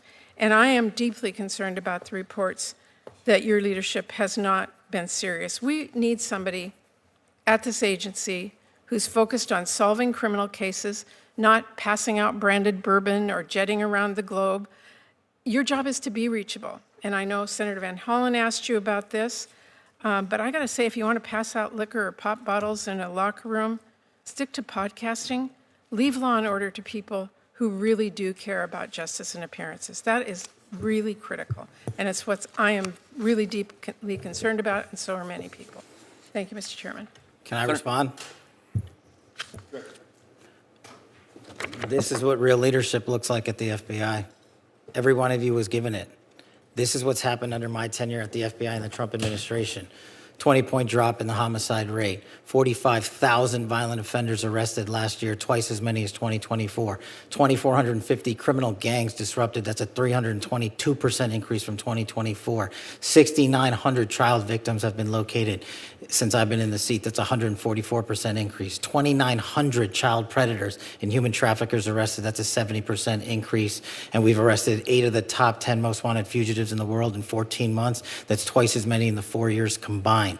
That is what the men and women of the FBI are doing, well-resourced. Everyone should take a look at this. If people want to continue the baseless, fraudulent, false personal attacks at me, that's great. Keep the target on me, as I've always said, but the mission has never been better. Mr. Chairman, if I could just respond in the Senator last Murray. I appreciate the work of our FBI agents, but leadership, serious leadership, is a concern. And we are seeing the pictures of passing out branded bourbon and what happened at the Olympics, and jetting around the globe and all the rest of it. And that, I will say again, Mr. Chairman, is of deep concern to me. Thank you, Mr. Chairman. Thank you. Senator Fisher. Thank you, Mr. Chairman, and thank you, gentlemen, for being here today. I'd like to begin with the agency that you lead, Director Patel. Over the past decade or so, the FBI has come under intense and justified scrutiny for perceived and actual misuse of agency personnel and resources for political objectives. Director Patel, what steps have you taken to refocus the Bureau to its core missions of counterterrorism and counterintelligence on federal law enforcement and on criminal justice? Thank you, Senator. I think the weaponization of law enforcement that you spoke of was caused by the centralization of the FBI in the National Capital Region. What I mean by that is, before I got in the seat, over 1/3 of the entire FBI workforce was located in the National Capital Region. When I got here, I put 1,000 agents into the field permanently. Every single state got more agents than they've ever had. Behind that, I sent 300 intelligence analysts into the field permanently. Behind that, I sent 500 support staff and program managers into the field permanently. And that's only CONUS. We've also expanded our overseas footprint.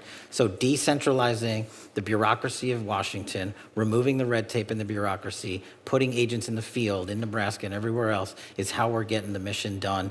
And no one at this FBI is allowed to politicize or weaponize law enforcement. If you do, you don't get to work there anymore. Thank you. We all know that our country faces mounting and increasingly complex threats to our homeland from foreign adversaries and domestic operatives who are acting on behalf of these malign foreign interests. These adversaries have seized on several recent global conflicts to try and undermine America's geopolitical interests by sowing fear and dissension here at home. The FBI is tasked with investigating foreign and domestic threats to the United States. Director, can you tell us, how is the Bureau coordinating with other federal, state, and local law enforcement agencies, other members of the intelligence community, and the military to monitor and mitigate threats to our homeland? What we've done specifically with the Homeland Security Task Force in 59 separate locations is bring in every single agency into one roof and centralize the collected intelligence that they all piece together with their state and local partners. That's critical to the mission set. We've also done things like stand up the C4, the Counter Coordination Fusion Cell in Southwest Arizona, specifically targeting the drug trade with embedded DOD on a DOD facility, on DOW facility. So we're leveraging all capabilities across the board. Our CIA and CT work could not be stronger. We have 2,000 terrorism cases at the FBI. Our CI work has expanded, not gone down. As I've said, we've arrested 44% more espionage actors from China, Russia, and the DPRK and Iran alone. And we're doing that because the interagency, including the intel community, is finally providing us with ways to turn information and intel into evidence that we can use in a court of law. Thank you, Director, and please thank the members of the FBI for me as well. Administrator Cole, from the Chinese precursor chemicals to the cartel-facilitated cross-border smuggling efforts, the global supply chain undergirding that illicit drug trade is posed a serious challenge for federal law enforcement. And the DEA and other federal agencies have made outstanding progress in exposing and disrupting various aspects of this often opaque and disturbingly well-resourced network. Administrator, I was on a CODEL with the chairman of this subcommittee in China, and the precursors to fentanyl is something that we brought up to various officials in the Chinese government. Have you seen a change in the illicit drug trade in recent years, and especially with your time at the agencies? What are we seeing on the ground? At the ground level, the teams are working extremely well, not only in China under the ambassador's leadership, but as we continue to target the Mexican cartels, Sinaloa and CG&G, that receive the precursor chemicals. We need to make sure that we keep an eye on the northern border as well. We see more precursors coming into the Port of Vancouver, coming into Canada, and the Canadians, with the Mexican cartels in country, have started producing and manufacturing fentanyl in Canada. In the last 2 months, there's been significant seizures of fentanyl in Canada. Do they cross our country to get there? They How do arrive they at the arrive in there? Port of Vancouver. Okay. And then they transition through Canada to the different source locations for manufacturing production, and then it comes across our northern border. It's something that everybody at this table is worried about. We continue to keep the pressure on China, on India, continue to target the leadership in the cartels, but very conscious of what's going on the northern border as well. Thank you, and thank you all for the work that you do. Thank you, Mr. Chairman. Senator Reed. Thank you very much, Mr. Chairman. Director Cekada, you've been neglected. I can't let that go. First of all, let me thank you for your, I calculate, 20 years of service in the ATF. And prior to that, as a police officer in New York and Plainville, Florida? In Plantation, Florida. Plantation, close enough. Yep. But I want to focus on those devices which transform a semi-automatic rifle into an automatic rifle. For many years, the federal government took a position that forced reset triggers were, in fact, illegal. And yet, there was a case in which, in 2025, the DOJ reversed itself, and they essentially, by their reversal, allowed these forced reset triggers to become legal. And all you have to do is buy one, find one, go to YouTube, look at the YouTube.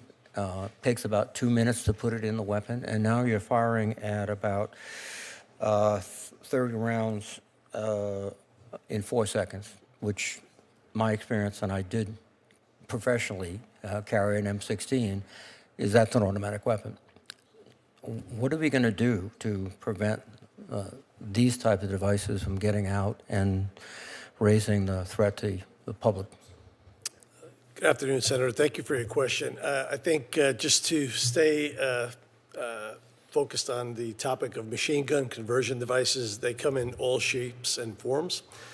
Some referred to as switches, as they are sometimes put into semi-automatic pistols to convert from semi-automatic to full automatic, drop-in auto sears for rifles.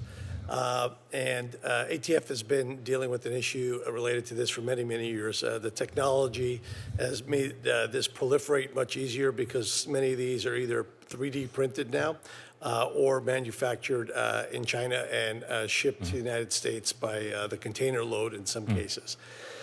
As it relates to the force reset trigger, I'd like to answer that question. That particular type of device was litigated and settled with the Department of Justice not too long ago. I won't be able to comment too much on that specific settlement with the Department of Justice, but it relates to the force reset trigger itself. There are many other types of devices that convert firearms to shoot from semi-automatic to full auto. What we are doing with our partners, state and local partners, our federal partners, and our agents, the devices that have already been determined to be drop-in auto sears, other conversion devices, they remain the same. This settlement relates specifically to the force reset trigger made by Rare Breed. Yes. And I think there's a misconception that this applies to all types of trigger packs that are out there that increase the rate of fire that do not operate in the same way that the force reset trigger made by a rare breed does. So it's a very technical, nuanced matter, and our folks at ATF are asking our partners to initiate with us so we could actually examine these devices to see if they are under that settlement or if they actually fall into the other category. The Washington Post reported that the ATF's chief counsel, Rob Leader, objected to the settlement and reportedly thought that, quote, the devices are dangerous and the classification as machine gun should stand. Did you or your predecessor object to the finding? Is Mr. Leader's objection sound? He's an expert in the law of machine guns. Yeah, I think, sir, that this is a matter that Mr. Leiter found to be a very technically nuanced issue in the way that trigger operates. It's a little bit challenging to explain here in this room, but I think if we were able to demonstrate the way they operate as compared to a switch like a drop-in auto sear, there's a clear difference, and I think that's where we found room for the settlement that Mr. Leader participated in. I would suggest that you're looking at the wrong criteria, in my view, based on, again, carrying an M16. It's the rate of fire. It's not the construction of the sear or it's a trigger effect. And when you have a rate of fire of 30 rounds in 4 seconds, that's an automatic weapon. And I think that's the way you should just characterize your weapons. If you need congressional support, please call me. If I may, sir, I think I understand where you're coming from, and the rate of fire, unfortunately, is not what the statute defines the machine gun by. So. Well, we should change the statute. So, thank you very much. Senator Britt. Mr. Chairman, thank you so much. I want to thank all of our witnesses for being here today. Director Patel, I'd like to start with you. I want to just highlight some of the great work that the FBI has done in Alabama. So over the last year, we have seen the Bureau oversee the arrest of 1,187 criminals. We have seen you seize 31 kilograms of cocaine and over 3 grams of fentanyl. If you look over just the last 4 months alone, you have arrested 152 criminals, 15 of which have crimes related to human trafficking or crimes against children. And that includes a 2-week operation, Operation Southern Star in Montgomery, Alabama, which was an interagency operation where I believe you had 63 arrests, 52 guns recovered, and 40 drug seizures. As a resident of Montgomery and as someone who is raising her children there, I want to say thank you. On behalf of me, on behalf of all the moms and dads that are raising their family there, and on behalf of our community, we say thank you.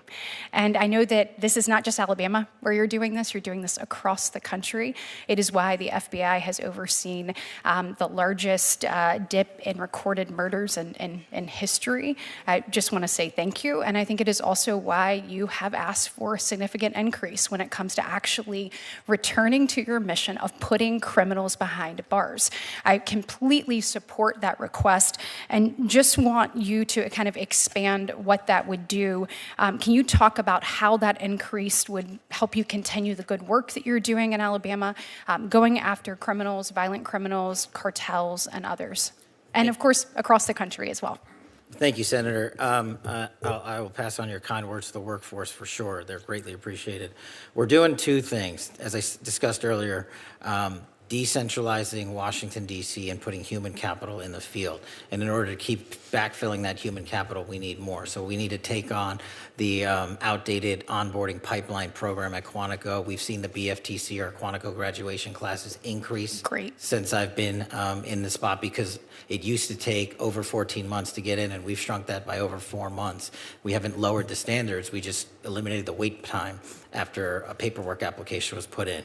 But what we also need to do is work with our state and local folks in the field and provide them with the advanced training capabilities they need, specifically, for instance, the drone program capability. We launched the first ever of its kind for state and locals ever in the history of the U.S., a counter-UAS program down at the Redstone Arsenal in Huntsville, Alabama. We've graduated 65 state cops from that program. The wait list is long. Every single agency across the country wants their police officers there because they want them there for the World Cup, they want them there for sporting events, they want them there for counter-narcotics. So the enhancements we've requested specifically relate to Redstone Arsenal, our advanced training capabilities, including our cyber center, our TDAC school, and we're the only ones in the world that have a ballistic research facility that's housed at Redstone Arsenal. That's how we train the next generation of law enforcement officials, and we need more seats, more humans in the seats that we have. Wonderful. Well, I hope that we will continue to support that. I know the work that you're doing there is cutting edge, and it is also preparing us for what's to come. So thank you, and thank the men and women who work alongside you for making all of this happen. Director Cekada, I know that we discussed at your confirmation hearing the great work the ATF is doing to combat the flow of illicit Chinese vapes into our nation. And I also know Directors Serralta that the Marshals service was involved in some of the recent seizures that we saw as well. These unsafe products target kids in many instances, and I think we have got to put a stop to this. Can you discuss how you think that your budget request for these agencies is going to allow you to enhance your efforts in these space and get these off of our streets? Good afternoon, Senator. Thank you for your question. As you mentioned, Director Serralta, myself, Director Cole, Administrator Cole, and our partners at the FDA are working hand in hand to identify these wholesalers and retailers that are dealing in these illicit vapes. We are, I can speak for ATF, we are very short-staffed as far as our agents go, and our agents are primarily focused on the violent crime efforts that we're making around the country. Although we are greatly appreciative of the President's proposed budget for 2027, that budget maintains current services. It doesn't allow for expansion into other areas.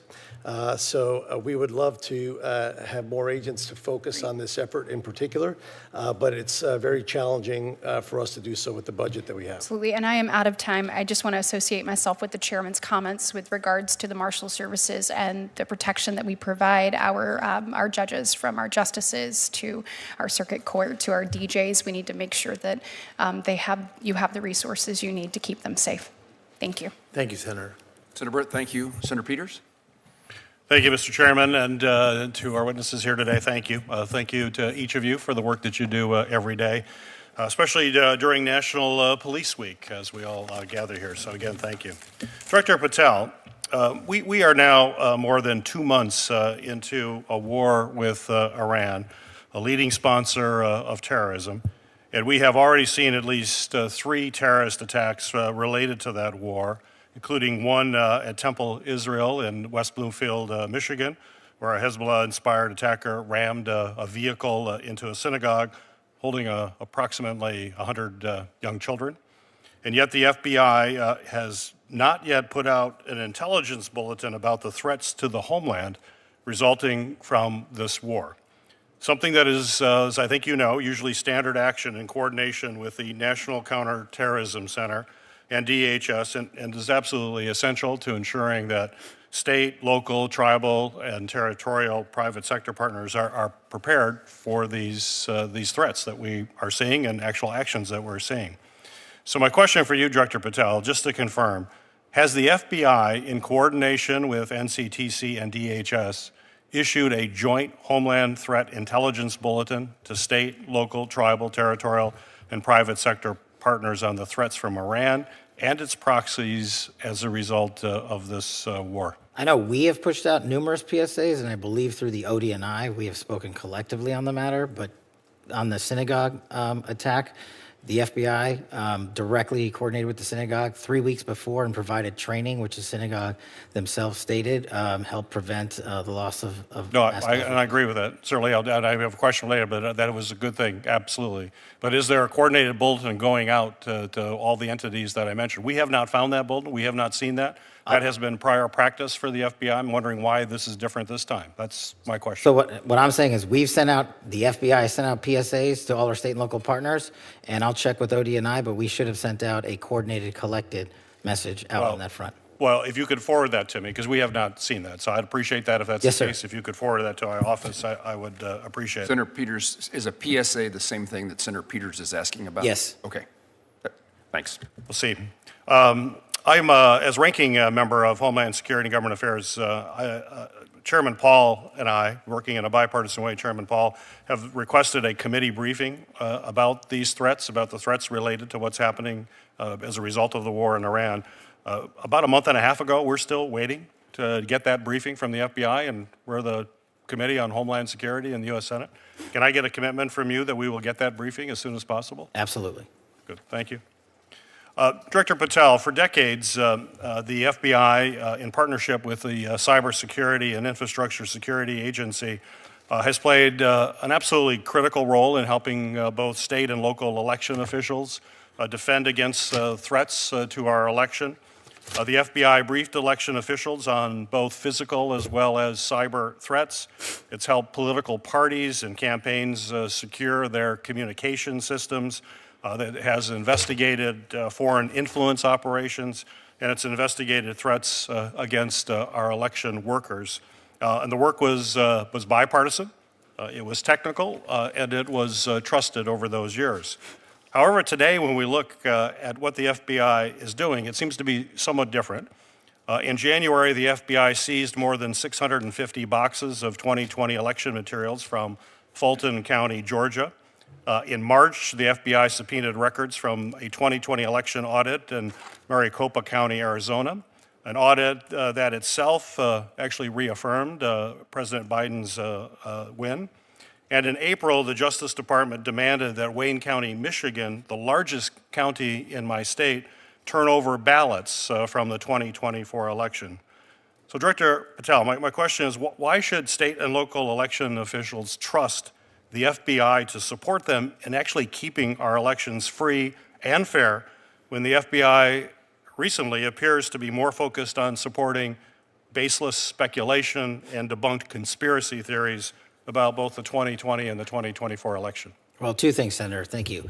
As to the execution of legal search processes, we went to federal and state magistrates, and like we do in any case, and received a ruling of probable cause to advance any investigations we're working on. As to the overall security of the election, that is of primary importance with us, which is why we at the FBI and me have installed ECCs, election county coordinators, in every single 56 field office that I have. We've also stood up a national security, election security post at headquarters for the upcoming midterm elections.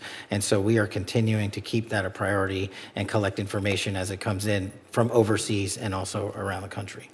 Well, that was my follow-up question there. I mean, but you know, what we've been seeing, some of these actions here are ones that are related to these debunked theories.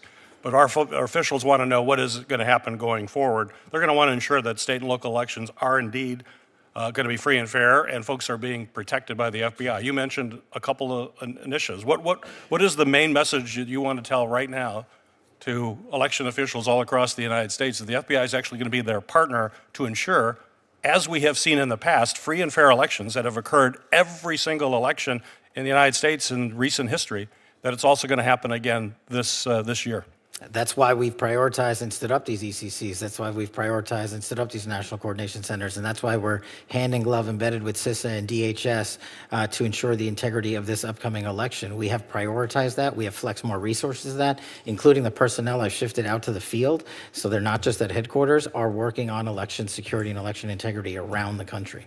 Well, as you come before the Committee on Homeland Security, which I appreciate your commitment to have that briefing, we're going to want to do a deeper dive into that, and I would hope you'd be prepared to do it at that time, and you could commit to doing that. Thank you, Senator. Thank you. Thank you, Mr. Chairman.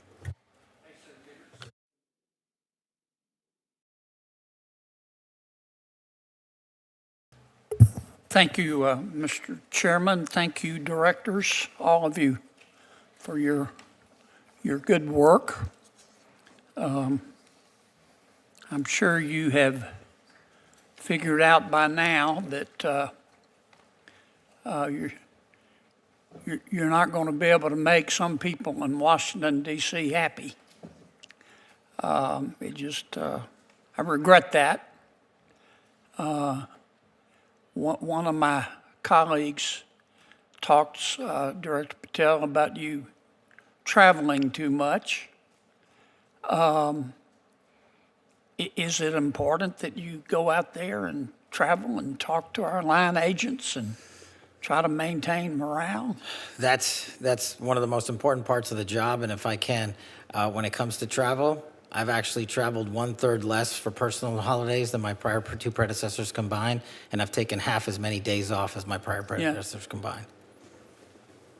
Have you ever seen United States senators travel, including overseas? Frequently. You've seen that? Yeah. Yes, sir. I want to ask you and Director Cole.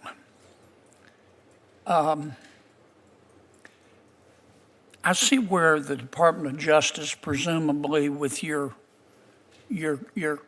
cooperation and good background work, just indicted a governor in Mexico for working with cartels to poison our people, which everybody's entitled to a defense and they're innocent until proven guilty. But I saw none of that in the prior administration of trying to get serious. Tell me, I love the people of Mexico. They're just wonderful people. They're our neighbors. We buy a lot of their goods and they buy a lot of our goods. But help me understand why so many of the political leaders in Mexico cooperate so fully, well, strike that, tend to have very close ties with the drug cartels. Is it money? Is it power? Is it fear? And what do we do about it? I'll address it generally. The case is specifically the DEA's, Senator, but generally speaking, we've been able to retrieve 98 defendants from Mexico in the last year, which is, I think, triple the year before. So they're cooperating in ways that they haven't done before in the past. But I do see your point, and I agree that largely it's fear, Senator. These cartels have so much power, and you've seen them go down there and kidnap people, behead people, burn people. And I think it's a combination of the fear and a little bit of the corruption because of the influence they have with the amount of money they make from the narco trafficking trade, which is why we're prioritizing bringing it down. Mr. Director. Senator, it's good to see you again. Good to see you, and I sir. testified during my confirmation hearing Yes, sir. Regarding the arrest of Garcia Luna, who was, Yes, sir. who was in charge of the federal police in Mexico. Mm-hmm. And after a career special agent, had the opportunity to work in Colombia, Afghanistan, and end my career in Mexico, there's no doubt that the narco traffickers and high-ranking government officials in Mexico have been in bed for years. Mm-hmm. But for all of a sudden, we're paying attention to it. Mm-hmm. We have a president who fully supports America first, Americans first. They are just as much responsible for the death and destruction of record amounts of Americans by cooperating, by conspiring, by helping, producing this poison to come across the border and come into our country. And Senator, I can assure you, this is just the start of about what's to come in Mexico. Good. I think it's important, and I don't want to paint with too broad of a brush, but I think it's important that we keep the pressure on. And I appreciate the good work that both of your agencies have done and that the president has done.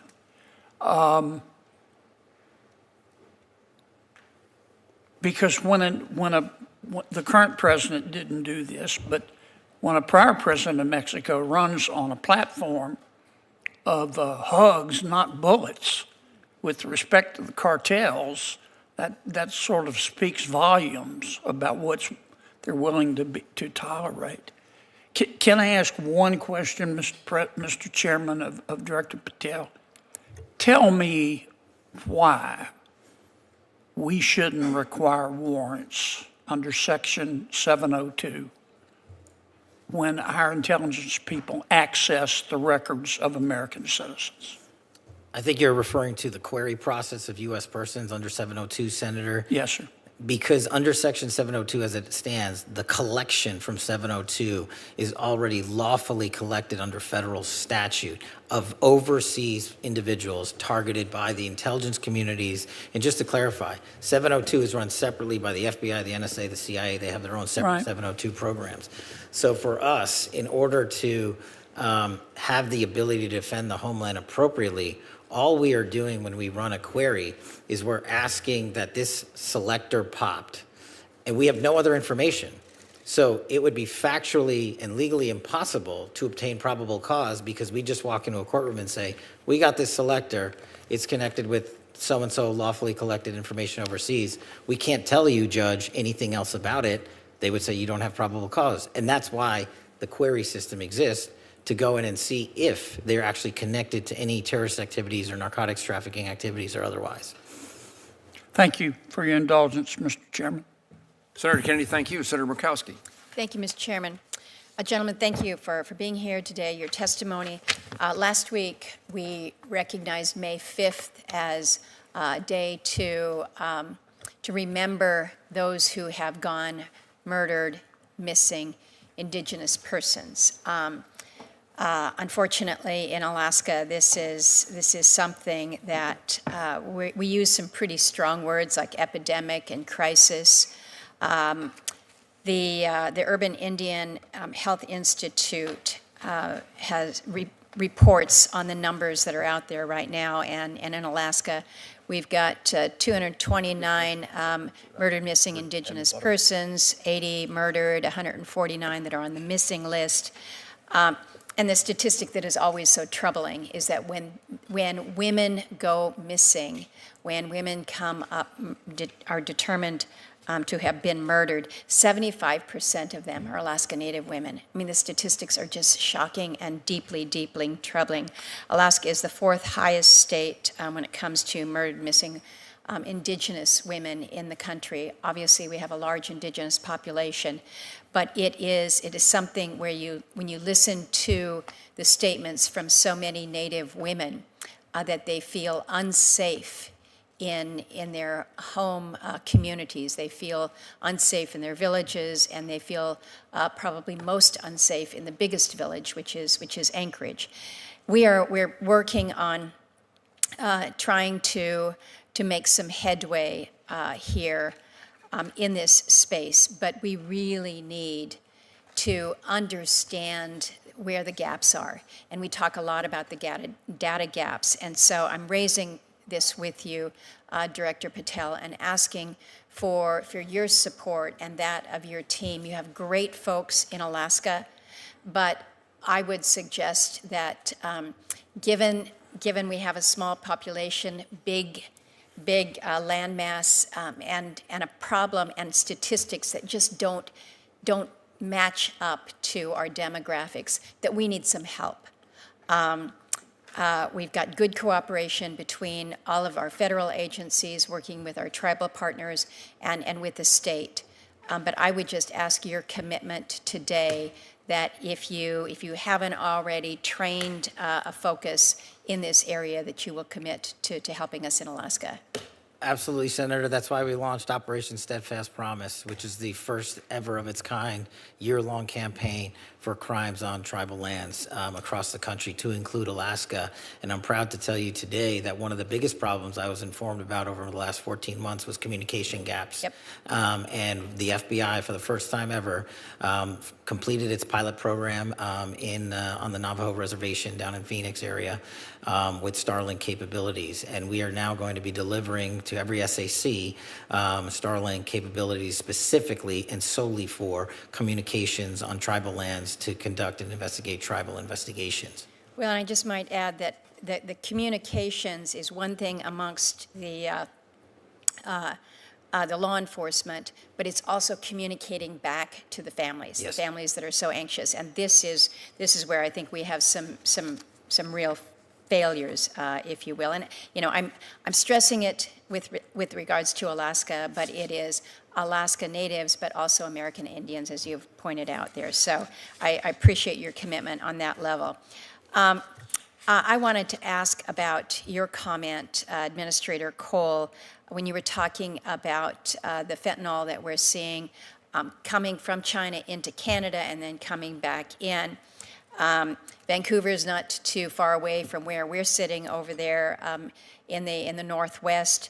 I want to just confirm that as we are focusing on intercepts at the southern border, we're not taking our eye off the ball when it comes to the northern border. And this is to you, Administrator Cole, when it comes to the drugs, but also to you, Director Patel, in terms of the terrorist threats that we may see, who may be looking to the northern border as perhaps being more porous, certainly longer in my state. So if the two of you can speak to that. Senator, from a DEA perspective, we're keeping our eye on Canada. We're going to open 2 more offices in Canada, proposed for 27. But we will continue to do outreach. We'll continue to work with the tribal and the Native Americans when it comes to educating them, providing them the resources. But number 2, the tremendous working relationship we have with the U.S. Postal Service with intercepting packages that are leaving the states going into Alaska. For example, in April, we had a targeted enforcement where we got 10 kilos of fentanyl in multiple packages that were going into Alaska and 5 kilos of methamphetamine that were leaving domestically going into Alaska as well. So this is the importance of the holistic approach, opening more offices, but keeping our eye on this cause and effect that we see from the Mexican cartels now entering into Canada. Thank you. Director? Yes, Senator. What we've done specifically on the northern border front is launch and stand up the first of its kind Homeland Security Task Force in Alaska, which allows us to take a lot of the funding and resources that we have access to and put more agents and intel folks, not just from the FBI, but from the other agencies across the board. And what we've also focused on, at least at the FBI, is working with our Canadian partners on the production capabilities that the drug traffickers have moved up to the north of our border, and specifically fly it into Alaska and also into mainland America on tribal lands. And we've had some success there working with our Canadian partners because the drug traffickers got smart with the securitization of the southern border and moved it up there. So we're tackling that with our CEAS partners. Thank you for not taking the ball off that. I have a question for Director Serralta regarding the federal detention facility in Alaska. We do not have a federal detention facility in our state, so all federal inmates either have to be housed at a state prison, or more often they're just sent out of state. And it is at considerable cost to our U.S. Marshals to transport these federal inmates. We have asked for a feasibility study to determine whether it's now time to do that. The last time that this was reviewed was over 20 years ago at Senator Stevens' request. I've got report language in a past appropriations bill about a new study, but quite honestly, the response that we received from the department has been pretty lacking in detail. And so I would ask you, Director, if you'd be willing to take a look at this and have a conversation with us about the need in the state of Alaska. Senator, thank you for your question. The answer to your question is yes. I'm willing to look at anything that will facilitate the processing of prisoners in a safe manner. However, I have to notate that we use about 80% of our jails are state and locals. That's throughout the nation, so it's not uncommon. However, there is perhaps a Bureau of Prison prison project that may work well in Alaska, but I would have to see what. I'd look forward to a conversation with you about it. We unfortunately don't have anything that comes cheap when it comes to taking care of our federal inmates, whether it's on the state side or shipping them out. And so it is a cost matter, but it also is a great burden on our U.S. Marshals. And I appreciate the good work that you do. Thank you, Mr. Chairman.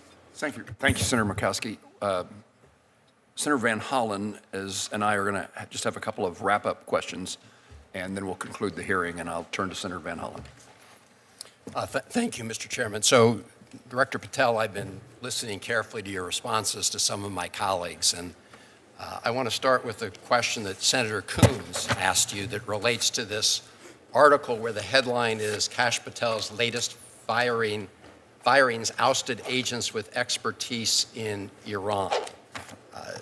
The article says that these individuals were fired for their role in the classified documents investigations of Donald Trump. First of all, is that true? The article, just like all the other articles you cited, is false, and there's ongoing litigation, so I can't address it. Okay. You did answer Senator Coons, and I understood your answer to be that the people that were fired, that none of them were part of the group that had Iran expertise. Is that your answer? No, he asked if they were Iran experts. I said they were not. Were the group fired? Did it include people who were Iran experts? No. Did it include people who were involved in counter-espionage activities with respect to Iran? I don't have the list in front of me. So you don't know whether or not you fired people with counter-espionage experience with respect to Iran. You don't know the answer to that question. I terminated anyone and everyone that weaponized law enforcement. I see. So it was related, obviously, to the classified documents case. So that's not what I said. Well, Director Patel, I understood you to say in response to Senator Murray that you've not redirected FBI resources toward the immigration enforcement effort. That's not what I said. Okay. Have you redirected resources away from your core FBI responsibilities toward the mass deportation effort? No one at the FBI has been permanently reassigned on the immigration front, and when we pull the numbers, the FBI's overall operational field expenditures surged periodically for immigration enforcement activities, including the arrest of 2,000 people with direct ties to foreign terrorist organizations, was 2.4%. So, okay. So the key word there, I guess, was permanently. You have not permanently reassigned. Is that what you reassigned temporarily? Surges, yes, sir. Okay. Have you had a chance to listen to or read about Brian Driscoll's statements about what you said to him and the reasons for his firing? No, I have not, sir. So let me just say this, Mr. Director. In your response to me earlier, where you had a little bit of a blow-up, you made a couple provably false statements. So did you. No, Mr. Director, I was reading about and asking you to respond to allegations that are made. In fact, I was giving you an opportunity to do that, and you took that opportunity. But in the process, you made these provably false statements that I know are sort of like urban legend in right-wing media about margaritas in El Salvador, which is provably false. And so coming from the mouth of an FBI director to make provably false statements in a hearing like this is extremely troubling. And it leads me to ask whether or not the other things you've been saying are false statements. And so because that's a provably false statement. You made a couple others that are provably false. And this is from the mouth of the FBI director. The only one that made false statements is you. My final question to you, Mr. Director, is do you know that it is a crime to lie to Congress? Do you know that? That's my last question. I have not lied to Congress. I didn't ask you that. that. Lied to Congress is you.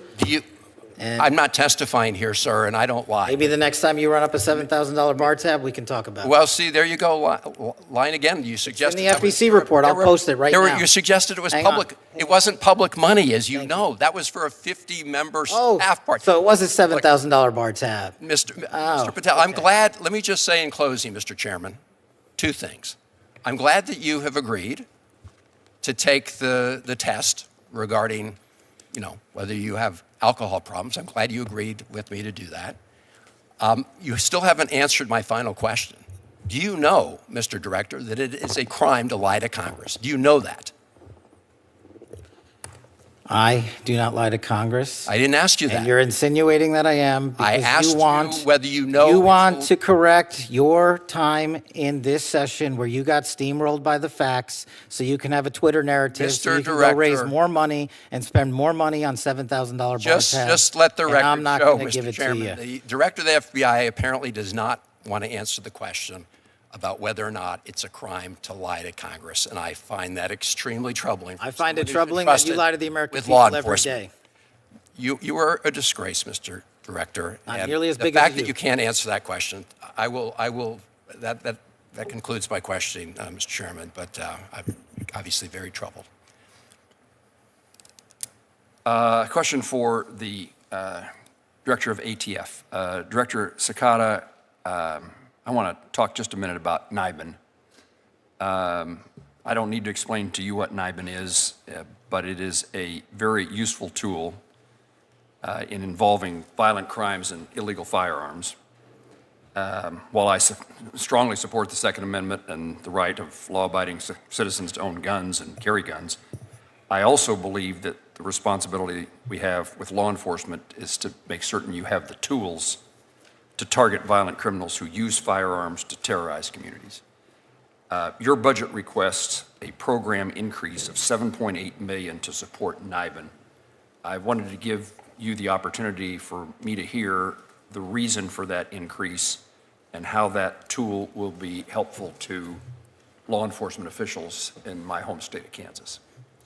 Good afternoon, Senator. Thank you again for your question and your support of ATF, in particular with the crime gun intelligence services that we provide to our state and local partners. NIBIN is one of the three legs to the stool of crime gun intelligence, and probably one of the most important. Our correlation review specialists are housed in two facilities, one in Huntsville, Alabama, and one in Wichita. They review approximately 3,000 images per day that are received from our state and local partners. Those images are fired cartridge casings that are recovered in crime scenes from across the country. And those experts, which we call correlation review specialists, have a capacity as to how many images they can review over their 8-hour shift and be able to successfully match to a crime scene out in the field.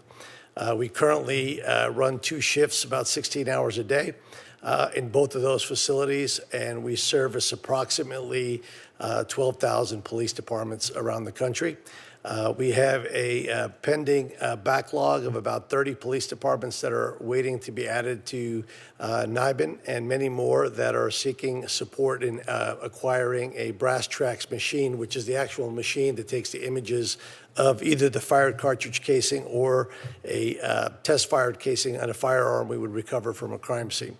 The capacity is pretty much capped right now. And we have a number of issues we're dealing with. In 2027, about 226 brass tracks machines go end of life around the country for our state and local partners. Those partners do not have a budget to replace those machines, which would mean that the critical services we provide and the way those departments are interdependent on one another to share that intelligence, because often shooters come to one city, commit a shooting with their firearm, but live in another city and use those firearms in those other cities. We actually develop quite often the leads from the adjoining city. So it's critical for us to have the money to keep on modernizing the system and to be able to take on the additional capacity that our state and local partners require ATF to be able to handle as we continue to tackle this problem of violent crime attributed to violent felons around the country. And that's the purpose of the $7-point-something million. A portion of it, yes, sir. Okay. And it used to be, let me understand about this. Do you provide the necessary device for local law enforcement to make that finding that they then forward to the NIBIN Center? So that the device is called the brass tracks machine. The brass tracks machine? Yes, sir. And do you provide that to local law enforcement? We in the past have purchased it for the local police department at a cost of approximately $300,000 per machine, $200,000 for the machine plus about $100,000 for 5 years of service. And the widespread use of that machine is hugely important to the success of the overall mission of identifying and correlating. That's correct. If you don't have the ability to input the information, then the system is less valuable. That's correct. If I was to compare it to APHIS on the fingerprint side, the more fingerprints you have in the system, the more likely you will come back with a successful match. Director Patel, let me ask you about what should I be worrying about? Kansas City is one of the host cities for the World Cup, a significant presence, and we've had, with your help, we've had a hearing in this subcommittee along with the Senator Britt's subcommittee on Homeland Security, looking at the security issues for places across the country associated with the World Cup. I wasn't able to ask you this question at the time, but just what are your worries and what should I be worrying about in trying to help Kansas City and other communities have the necessary safety and security for the people who attend? For Kansas City, for any host cities, for any base camp cities, it's the same message. Our best partners are our state and local partners, and providing the training that we do for our counter-UAS program to our host cities and our base camp cities is critical to that, but also deploying during the World Cup events to all the major cities across the country, including our SABTs, our bomb technicians, and our evidence response techs. We are prepared and already put out a program to surge to those cities ahead of time and during the World Cup staging events. We've also completed or will complete 300,000 background checks for individuals coming associated with the FIFA World Cup. So we run them against our background holdings along with the other federal law enforcement partners agencies, and then we push that back out to the field. But the best thing that the communities can do, because the communities are the best partners for the FBI, is the communities and the state and locals online can help us monitor, can help send tips to the FBI, can do it at NTOC, can do it at CGIS because of the AI capabilities that we've implemented there. And we're allowed to triage that data near live time and send it back to the community and the state and local and say, hey, this individual's a threat or this individual's talking to someone that's a threat. It's the biggest ask I have of the United States during the World Cup or any major sporting event. We had the Olympics in Milan, we had two F1 races, the Super Bowl, and the Club World Cup last summer, and we had zero major security incidents. We've learned from each and every one of those with our international partners and our state and federal partners, and we're well prepared for the upcoming World Cup across America, which is going to have 3 million people come visit, both Canada and America and also Mexico. But the state and locals focusing on online threats for me and providing that information would be critical. And that's a capability of sharing that information that they wouldn't have had in the absence of the attention that's being provided now due to the World Cup. Absolutely. And also data on the sidelines, as I said earlier, might as well not be collected. So that's why we took the AI tools for the first time ever and applied them against triaging that data that comes in on the NTOC, our tip lines, and in our criminal justice information systems. We're able to go through all of that, including foreign language, and triage that, and foreign social media posts, and triage that. And we did so in North Carolina, just to give you one example, and prevented a school shooting. If we had just left it to human capital, we would have missed it. Got it. Administrator Cole, I've had the opportunity to see DEA Air Wings, the aviation department, in a couple of locations across the country.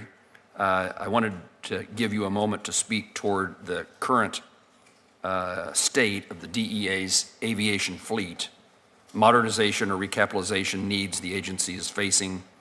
We've tried to pay some attention toward recapitalizing the DEA and other law enforcement agencies' air fleet, but I can't imagine that we're any place close to where it ought to be. No, sir, we aren't, but thank you for your continued support of DEA Aviation. We recently sold one of our Challenger jets, and we're going to use those proceeds back to buy another King Air. The King Air is the workhorse of our agency, not only domestically but internationally. It's been our workhorse in Colombia and soon to be going back to Mexico.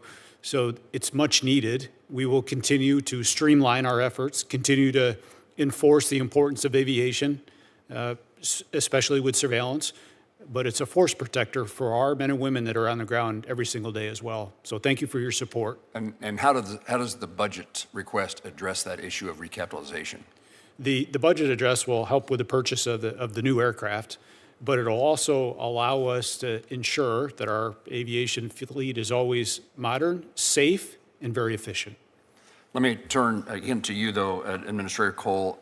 Southwest Kansas sits in a major trafficking corridor, face, in my view, unique challenges tied to narcotics trafficking, specifically the movement of fentanyl and this is the second time I haven't been able to say words. Methamphetamine. Methamphetamines, thank sir. you, through rural communities that do not have the same local law enforcement resources as large cities do. The DEA has been willing to establish a position in Garden City, and I appreciate that. Would you speak to what additional steps the DEA is taking to incentivize agents to locate in a place like Garden City, which to me is a very fine place, but is rural, and it's considered a small town by many, but one of the largest that I represent. And tell me about what you need in regard to incentives for relocation or otherwise. Well, thank you for that. And as a career special agent, my first assignment was McAllister, Oklahoma. 3 agents for 30 counties. So I know the importance of making sure that DEA is present in those rural counties. I'm committed to staffing the Garden City office.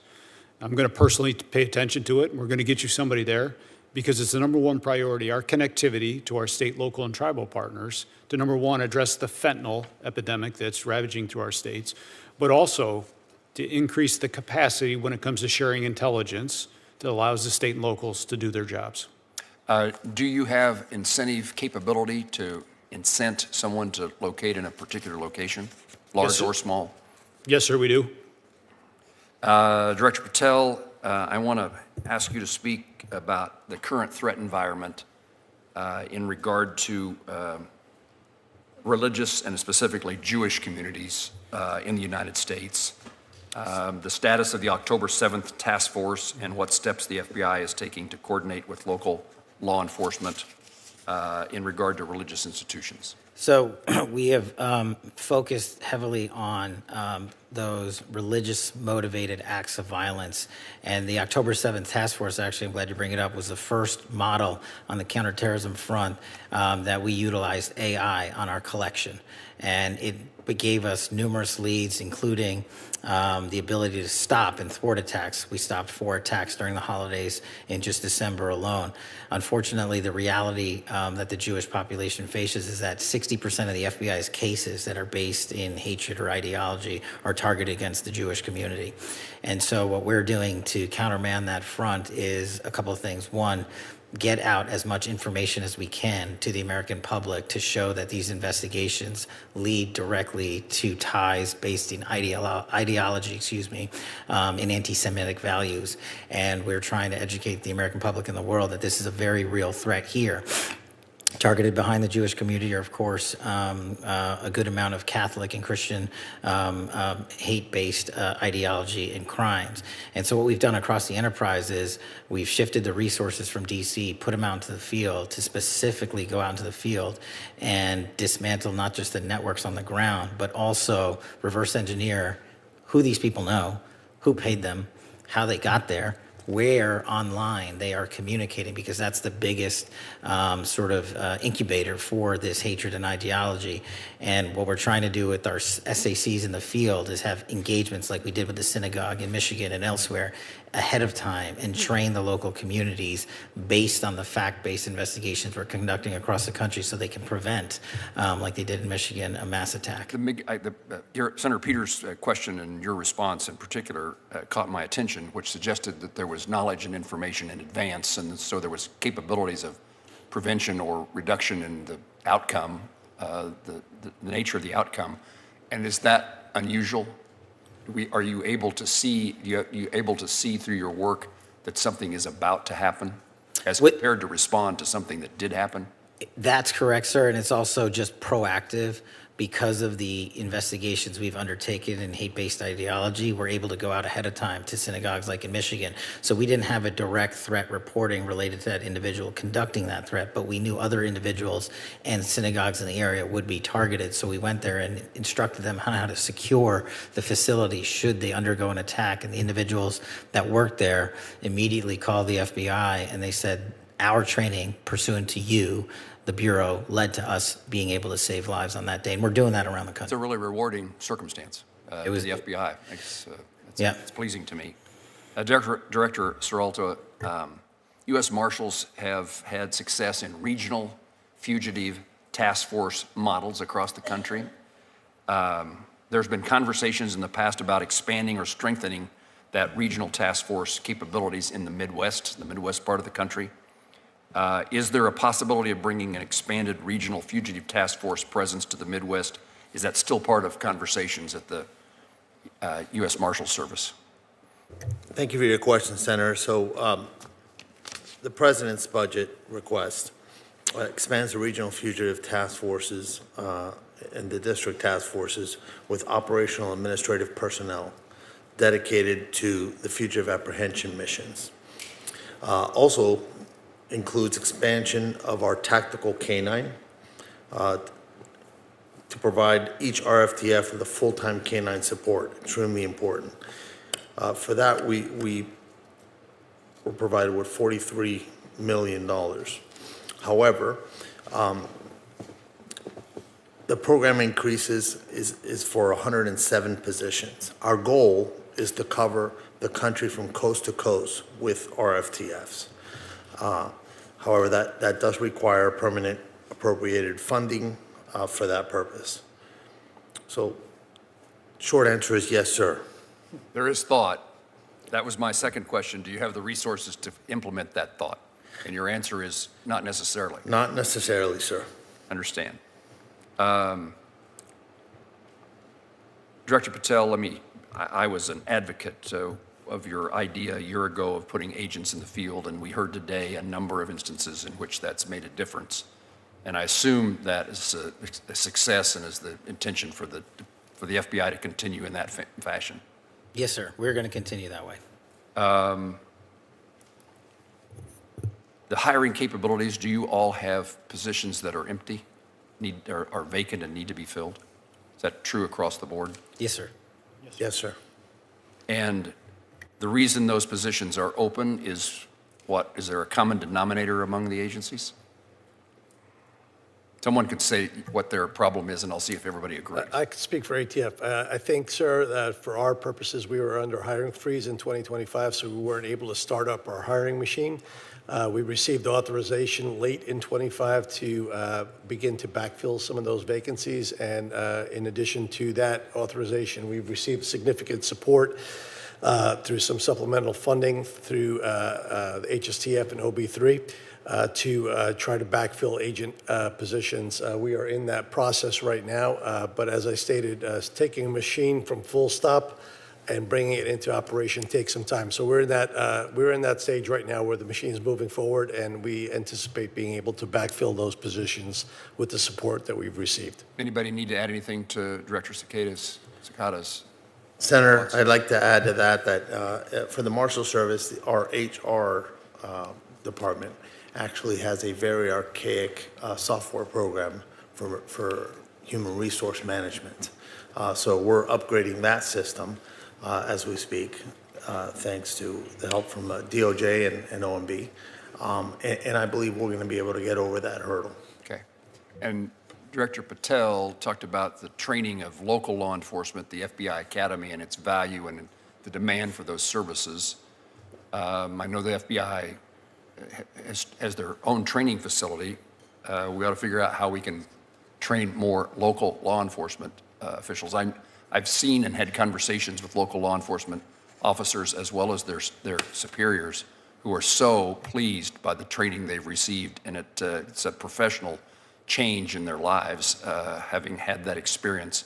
Is once you find someone to fill a position, is training an issue to get them on board and at work?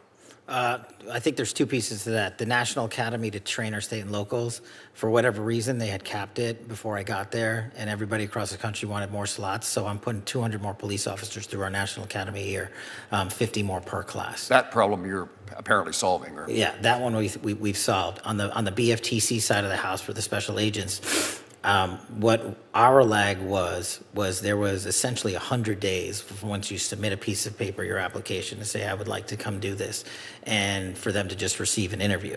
So we eliminated the lag time. So we took off almost 4 months of lag time. And because of that, our BFT classes have started going up. And so our recruiting has also been heavily invested in to recruit around the country. And so we're filling the billets. And as soon as you graduate BFTC, you go immediately to your field office assignment. There's no, like literally the day after graduation, you report for duty. Let me ask the other agencies, if you're successful in recruiting, do you have the capacity then to train and put that new agent in the field at work? Senator, from DEA perspective, since we're back to global enforcement, we have no shortage of applicants, and we have space. We have our own academy next to the FBI Academy at Quantico. So we've been running significant classes through the academy. Okay. Yes, sir. U.S. Marshals and ATF? From the Marshal Service perspective, we use FLETC. They have accommodated an increase in classes to date, and we have a great working relationship, but would explore other methods if they're available. And the same for us, sir. We also have our agents go through FLETC, and FLETC has accommodated us by providing double the number of classes that we are normally slated for 27. Thank you. Only other comment I'd make, and then we'll close the hearing, is the Homeland Security task forces that we were accustomed to OSADEF prior to that. Now we have HSTFs. We're working, and if there's ways that we can be of help, maybe that's the way for me to say it. Homeland Security needs to make reimbursements to the various agencies, and so we're working to make sure that that happens in a timely fashion. I would guess DHS, because of a number of reasons, is administrative challenges in the last few months, maybe is slow in accomplishing that, but we recognize the money that needs to be transferred to get to the agencies to participate in the joint efforts. That makes sense. Am I missing something? Okay. Yes, sir. I'm not going to ask that question this time. If there's no further questions, senators may submit additional records for the subcommittee's official hearing record. We request the director and administrator's response within 30 days. Subcommittee stands in recess, subject to call of the chair.